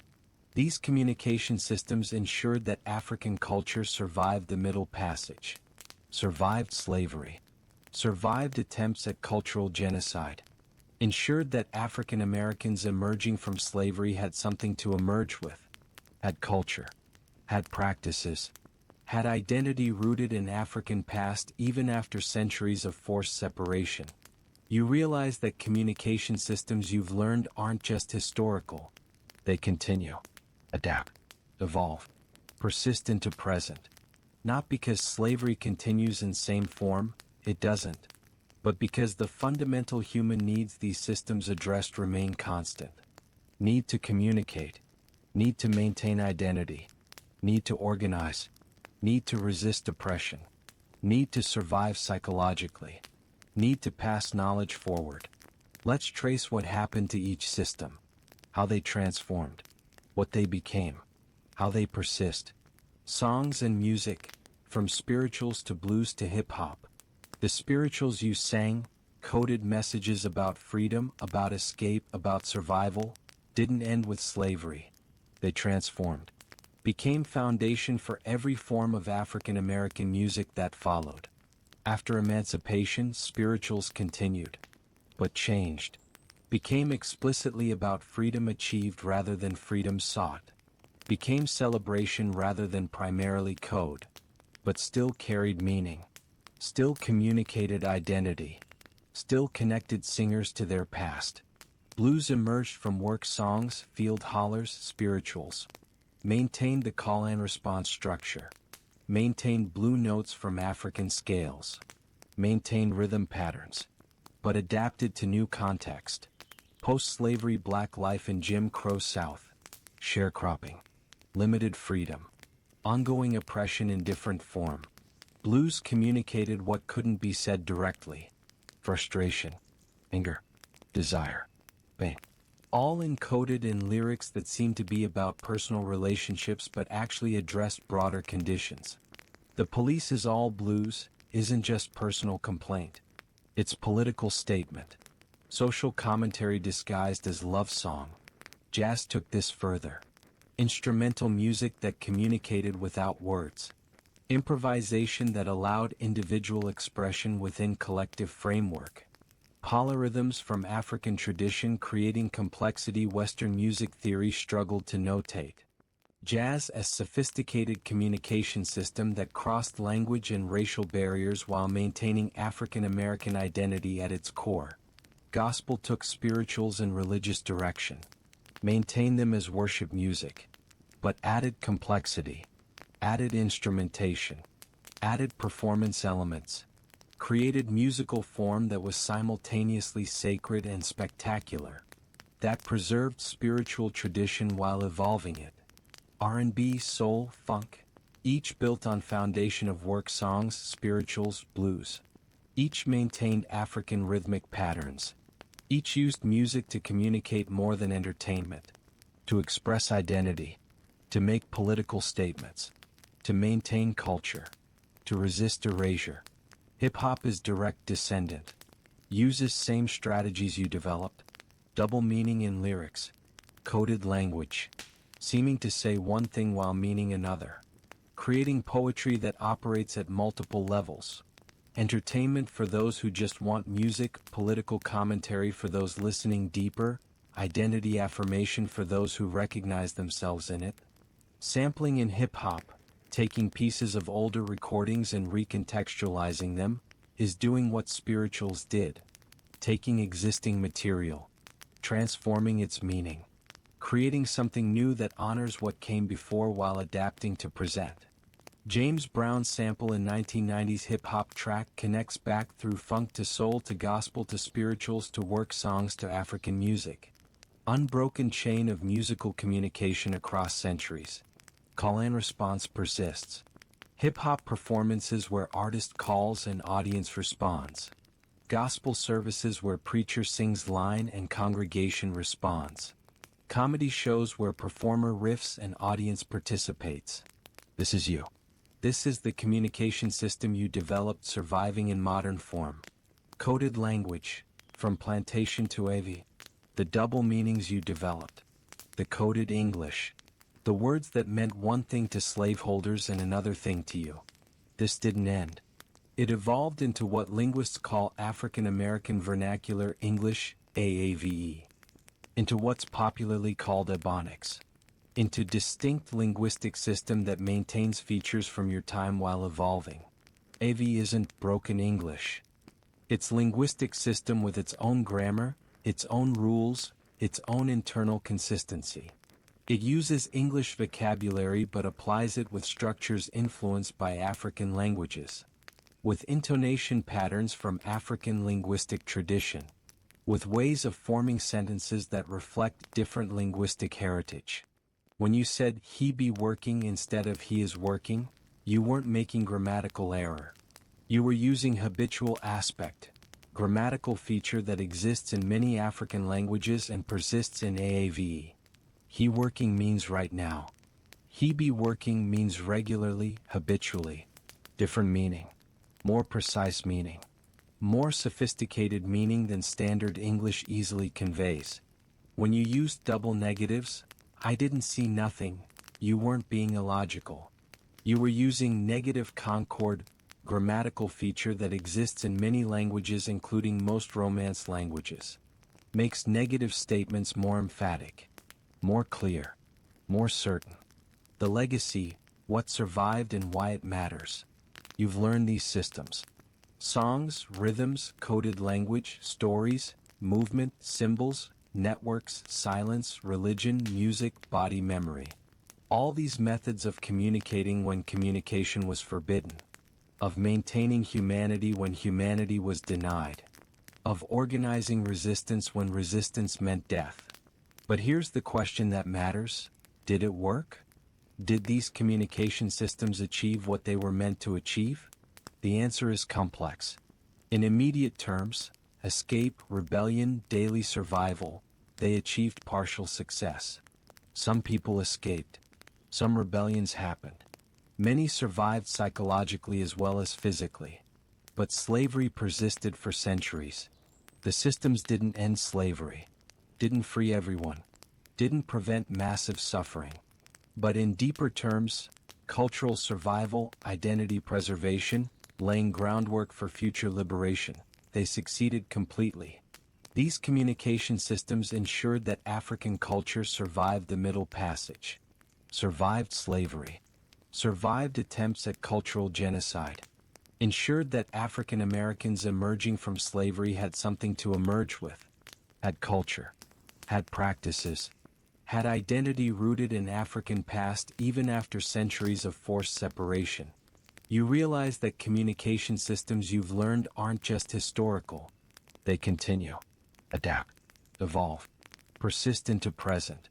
Not because slavery continues in same form, it doesn't, but because the fundamental human needs these systems addressed remain constant.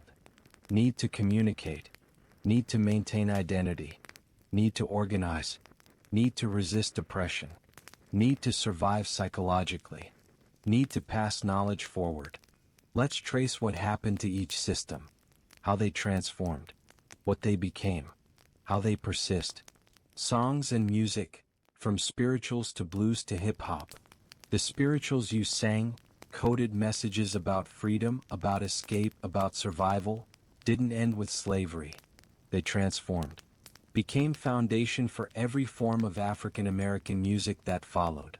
After emancipation, spirituals continued, but changed, became explicitly about freedom achieved rather than freedom sought, became celebration rather than primarily code, but still carried meaning, still communicated identity, still connected singers to their past. Blues emerged from work songs, field hollers, spirituals, maintained the call and response structure, maintained blue notes from African scales, maintained rhythm patterns, but adapted to new context. Post-slavery Black life in Jim Crow South, sharecropping, limited freedom, ongoing oppression in different form. Blues communicated what couldn't be said directly: frustration, anger, desire, pain. All encoded in lyrics that seemed to be about personal relationships but actually addressed broader conditions. The Police Is All Blues isn't just personal complaint. It's political statement. Social commentary disguised as love song. Jazz took this further. Instrumental music that communicated without words. Improvisation that allowed individual expression within collective framework. Polyrhythms from African tradition creating complexity Western music theory struggled to notate. Jazz as sophisticated communication system that crossed language and racial barriers while maintaining African American identity at its core. Gospel took spirituals and religious direction, maintained them as worship music, but added complexity, added instrumentation, added performance elements, created musical form that was simultaneously sacred and spectacular, that preserved spiritual tradition while evolving it. R&B, soul, funk, each built on foundation of work songs, spirituals, blues. Each maintained African rhythmic patterns. Each used music to communicate more than entertainment, to express identity, to make political statements, to maintain culture, to resist erasure. Hip-hop is direct descendant. Uses same strategies you developed. Double meaning in lyrics. Coded language. Seeming to say one thing while meaning another. Creating poetry that operates at multiple levels. Entertainment for those who just want music, political commentary for those listening deeper, identity affirmation for those who recognize themselves in it. Sampling in hip-hop, taking pieces of older recordings and recontextualizing them, is doing what spirituals did. Taking existing material, transforming its meaning, creating something new that honors what came before while adapting to present. James Brown's sample in 1990's hip-hop track connects back through funk to soul to gospel to spirituals to work songs to African music. Unbroken chain of musical communication across centuries. Call and response persists. Hip-hop performances where artist calls and audience responds. Gospel services where preacher sings line and congregation responds. Comedy shows where performer riffs and audience participates. This is you. This is the communication system you developed surviving in modern form. Coded language, from plantation to AV. The double meanings you developed. The coded English. The words that meant one thing to slaveholders and another thing to you. This didn't end. It evolved into what linguists call African American Vernacular English, AAVE. Into what's popularly called Ebonics. Into distinct linguistic system that maintains features from your time while evolving. AV isn't broken English. It's linguistic system with its own grammar, its own rules, its own internal consistency. It uses English vocabulary but applies it with structures influenced by African languages. With intonation patterns from African linguistic tradition. With ways of forming sentences that reflect different linguistic heritage. When you said he be working instead of he is working, you weren't making grammatical error. You were using habitual aspect, grammatical feature that exists in many African languages and persists in AAVE. He working means right now. He be working means regularly, habitually. Different meaning. More precise meaning. More sophisticated meaning than standard English easily conveys. When you used double negatives, I didn't see nothing, you weren't being illogical. You were using negative concord, grammatical feature that exists in many languages including most Romance languages. Makes negative statements more emphatic, more clear, more certain. These features persist not because African Americans don't know standard English. Most codes switch effectively between AAVE and standard English depending on context. These features persist because they serve functions. Because they express things standard English doesn't express as effectively. Because they maintain identity. Because they communicate who you are as well as what you're saying. The double meanings persist too. Woke, originally meant literally awake.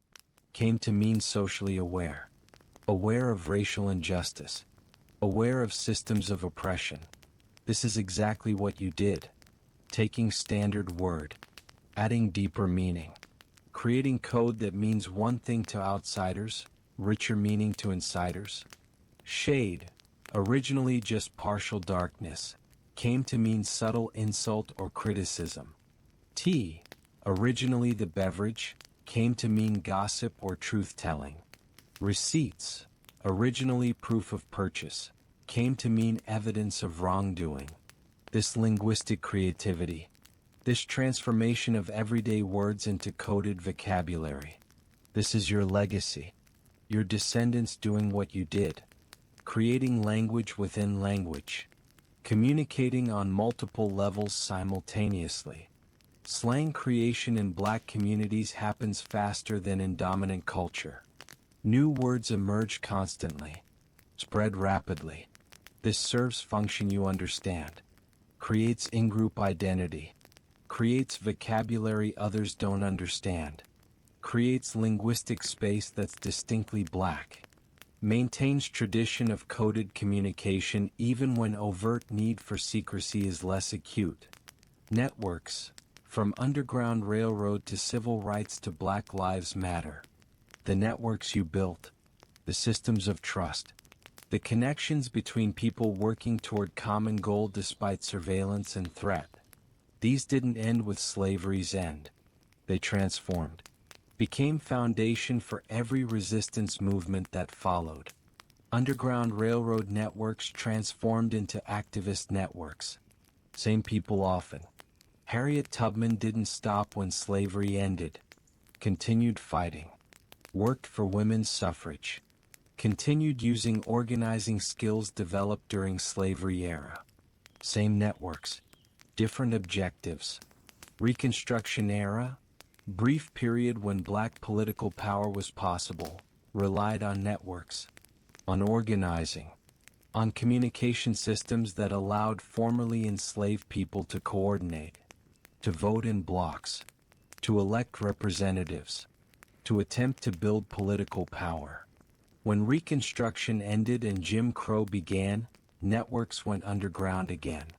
Not as completely underground as during slavery, but operating carefully, quietly, building institutions, schools, churches, businesses, newspapers that served black community while avoiding white violence. NAACP, formed early 1900s, formalized some network functions, created legal arm, created political organizing arm, created communication system through magazine and newsletters.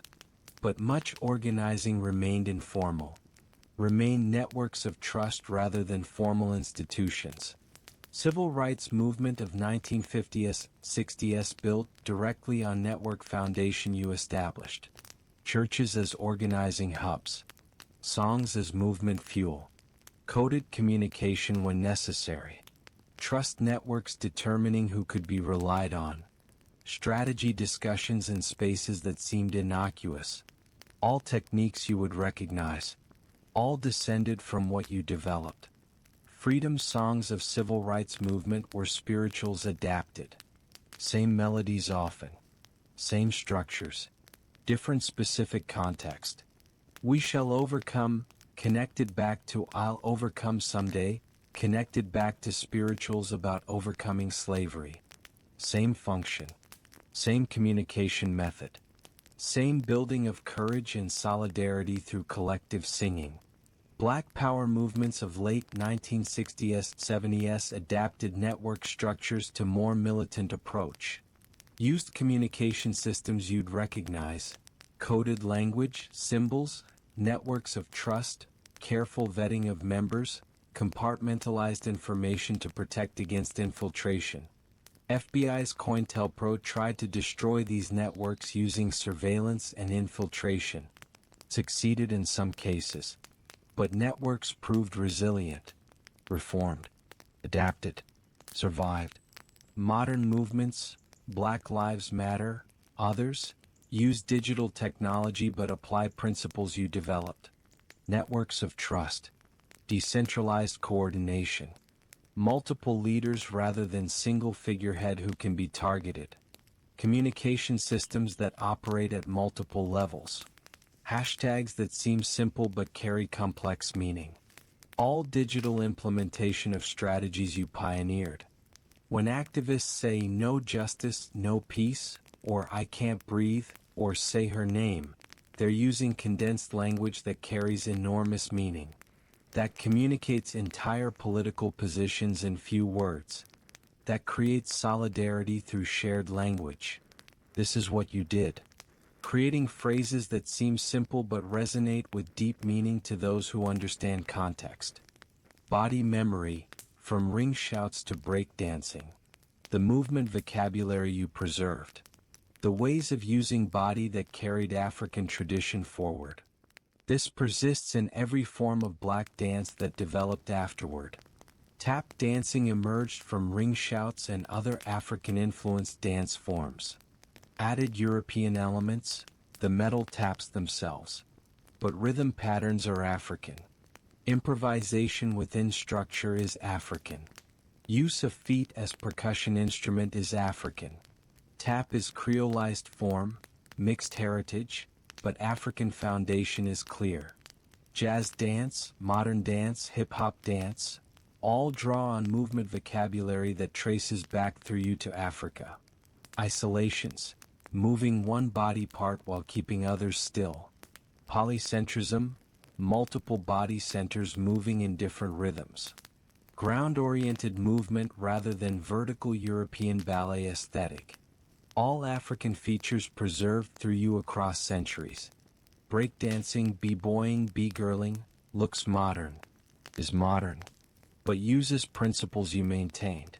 Rhythmic complexity, physical virtuosity, competitive performance, battle format, all have precedence in African dance traditions that survive through you.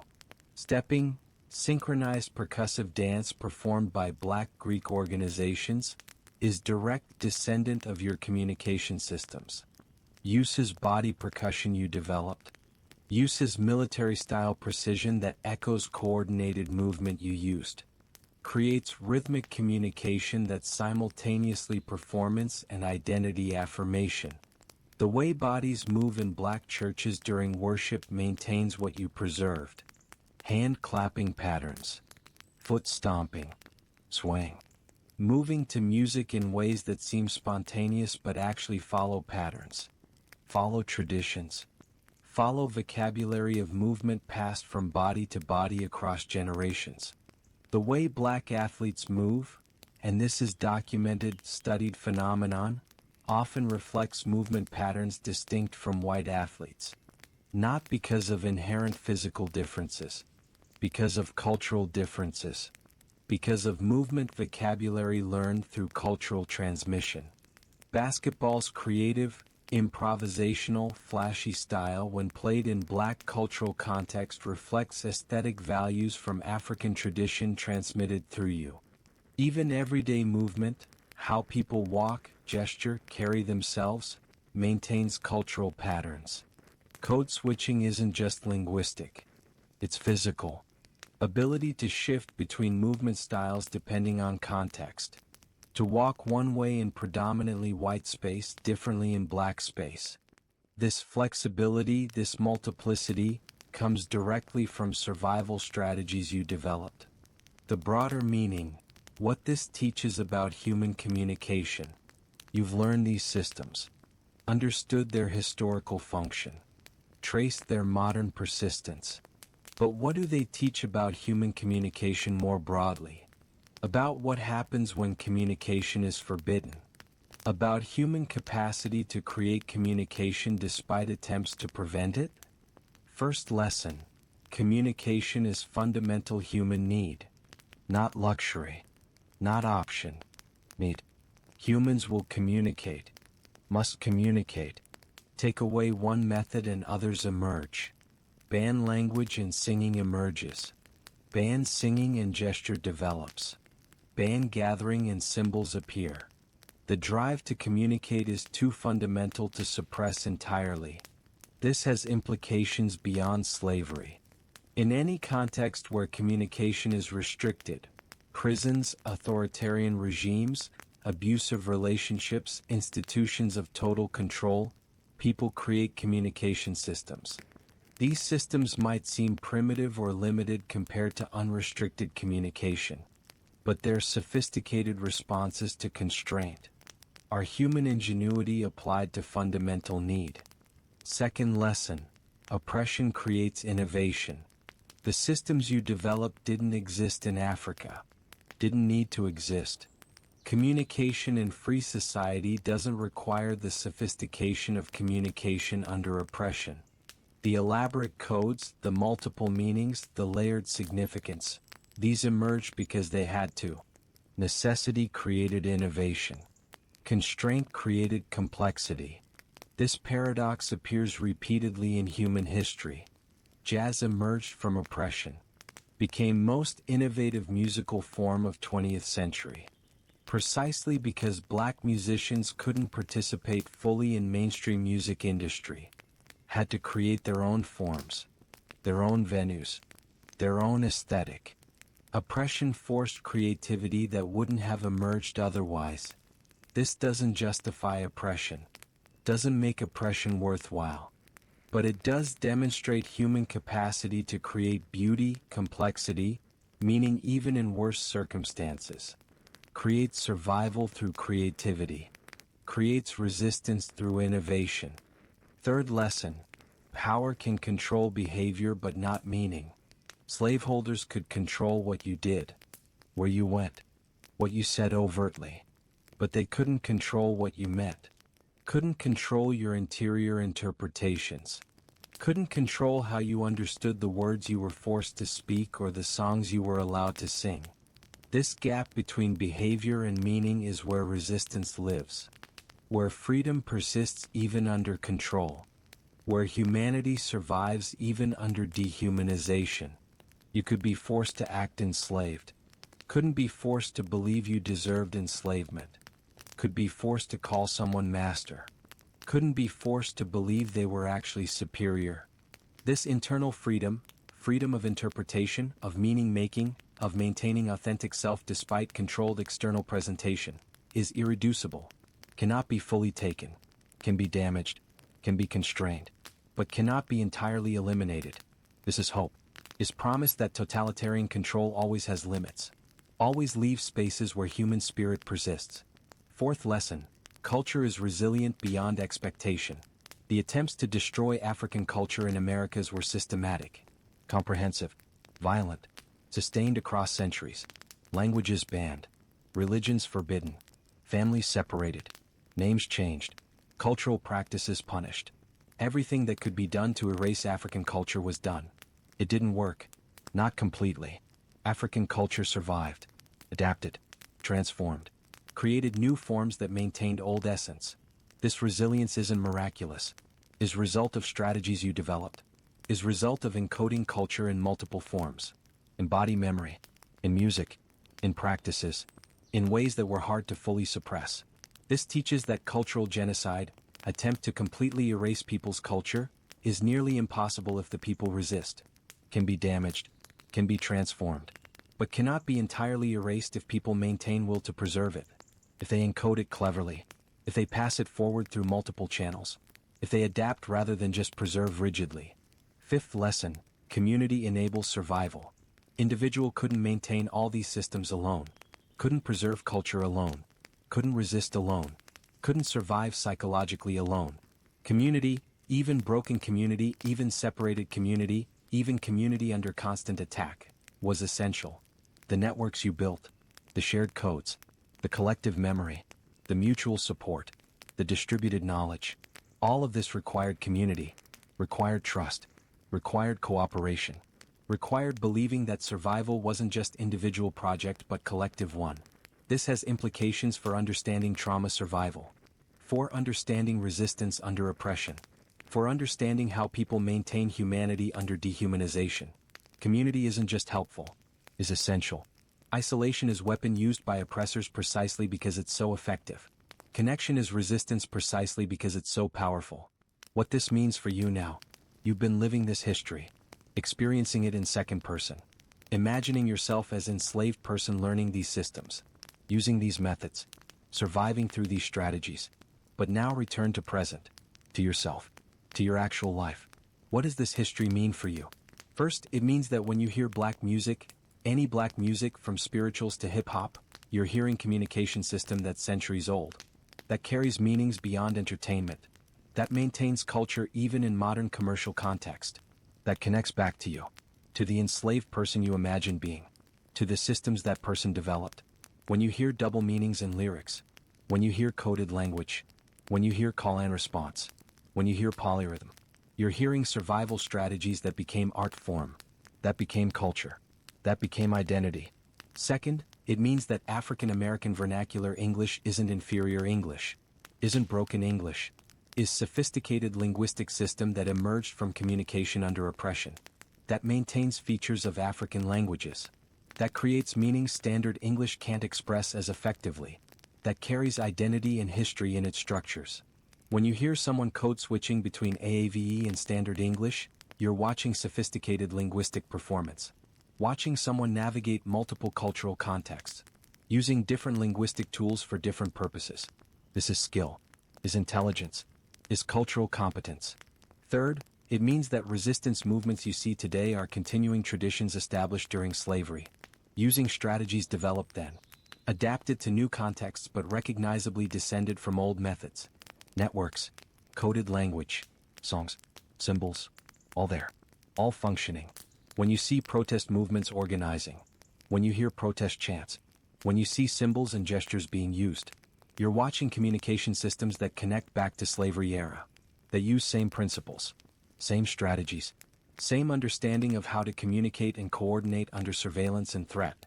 Fourth, it means that cultural resilience is real, that attempts to erase culture can be resisted, that even in worse circumstances, culture survives if people work to preserve it, if they encode it cleverly, if they pass it forward creatively, if they adapt while maintaining essence. This is hopeful message. In a world where cultural erasure continues, through globalization, through assimilation pressure, through active suppression, the strategies developed during slavery provide blueprint, provide proof that preservation is possible, provide methods that work. Fifth, it means that communication under constraint requires creativity, that the most sophisticated communication systems often emerge not in freedom but under oppression, that necessity truly is mother of invention, that human ingenuity applied to fundamental needs produces remarkable results. This isn't just historical lesson. Is applicable to any context where communication is restricted, where surveillance is present, where speaking freely has consequences. The principles remain relevant. The strategies remain useful. The understanding that communication will happen must happen even when officially forbidden. This remains true. The ultimate lesson. If there's one lesson that unifies everything you've learned, it's this. You cannot fully silence human beings. You can control behavior. You can punish speech. You can ban languages. You can separate communities. You can do everything in your power to prevent communication. But humans will communicate. Will find ways. Will create systems. Will develop codes. Will use whatever tools remain available. Will transform innocent practices into communication methods. Will hide meaning in plain sight. Will preserve culture against active attempts to destroy it. This happened during slavery. Most comprehensive, most sustained, most violent attempt to control human communication in American history. It failed. Not completely. Slavery succeeded in causing enormous damage, enormous suffering, enormous loss. But in its goal of complete control, complete erasure, complete reduction of humans to property without culture or identity or voice, it failed. The communication systems you've learned are proof of that failure. Are monuments to human resilience. Are demonstrations that the human drive to connect, to communicate, to maintain culture and identity and community cannot be fully suppressed no matter how severe the oppression. This is what spirituals meant when they sang, "Before I'll be a slave, I'll be buried in my grave and go home to my Lord and be free." Not just about physical escape. About maintaining internal freedom. About refusing to be reduced to what oppressors wanted. About preserving self despite attempts to destroy it. This is what the communication systems accomplished. Not ending slavery, that required larger political, economic, social forces, but maintaining humanity during slavery, preserving culture through slavery, creating foundation for what came after slavery, ensuring that emancipation freed people who had something to be free with, who had culture, had identity, had practices, had knowledge, had community. The enslaved people who developed these systems were geniuses, were innovators, were heroes, not because they accepted their oppression, but because they resisted it in every way available, used every tool, created new tools when old ones were taken, maintained humanity through creativity, intelligence, courage, community, faith, determination. Their descendants carry that legacy. Every African American alive today carries it. Whether they know the specific history or not. Whether they can trace their particular ancestry or not. The culture you're participating in if you're part of African American community, or appreciating if you're not, is built on foundation these enslaved people created. Every spiritual sung. Every blues played. Every hip-hop verse rapped. Every protest organized. Every community maintained, every culture preserved, every identity affirmed, stands on foundation of communication systems developed during slavery, stands on proof that humans cannot be fully silenced, cannot be fully controlled, cannot be fully broken. This is the sleepy griot. And remember, communication is fundamental human right. When it's restricted, humans create new methods. When it's forbidden, humans hide meaning. When it's punished, humans encode messages. When it's impossible openly, humans make it possible secretly. You cannot silence the human voice, cannot erase human culture, cannot destroy human community, cannot reduce humans to things without meaning, without connection, without resistance. The enslaved people proved this. Their descendants continue proving it. Their communication systems, evolved, adapted, still functioning, demonstrate daily that human creativity, human resilience, human determination to maintain humanity overcomes even the most comprehensive attempts to destroy it. Before the fire went out, that's when the best stories were told. And now the fire is out. The story is told. The lesson is given. May you understand that communication cannot be fully prevented. That culture cannot be fully erased. That humanity persists even under dehumanization. That creativity emerges from constraint. That community enables survival. That resistance takes many forms, many of them hidden, many of them using oppressors' tools against them. May you recognize these systems when you encounter them. In music, in language, in movement, in organization. May you appreciate the intelligence that created them, the courage that maintained them, the creativity that adapted them, the determination that passed them forward. May you understand that the capacity to create these systems exists in all humans, that when faced with suppression, people create communication. When faced with erasure, people preserve culture. When faced with dehumanization, people maintain humanity. This is universal truth. This is proof of human resilience. This is promise that oppression always has limits. That resistance is always possible. That freedom, internal if not external, can be maintained even in worse circumstances. This is the sleepy griot. These are the real communication systems enslaved Africans used. Not myths, not legends, not exaggerations. Real methods, real intelligence, real resistance, real survival. Remember them, honor them, understand them, and recognize that their legacy continues in every form of communication that emerges from constraint, in every code developed under surveillance, in every culture maintained despite erasure attempts, in every community that survives oppression. The fire is out, but the story lives on. In music, in language, in movement, in culture, in resistance, in you.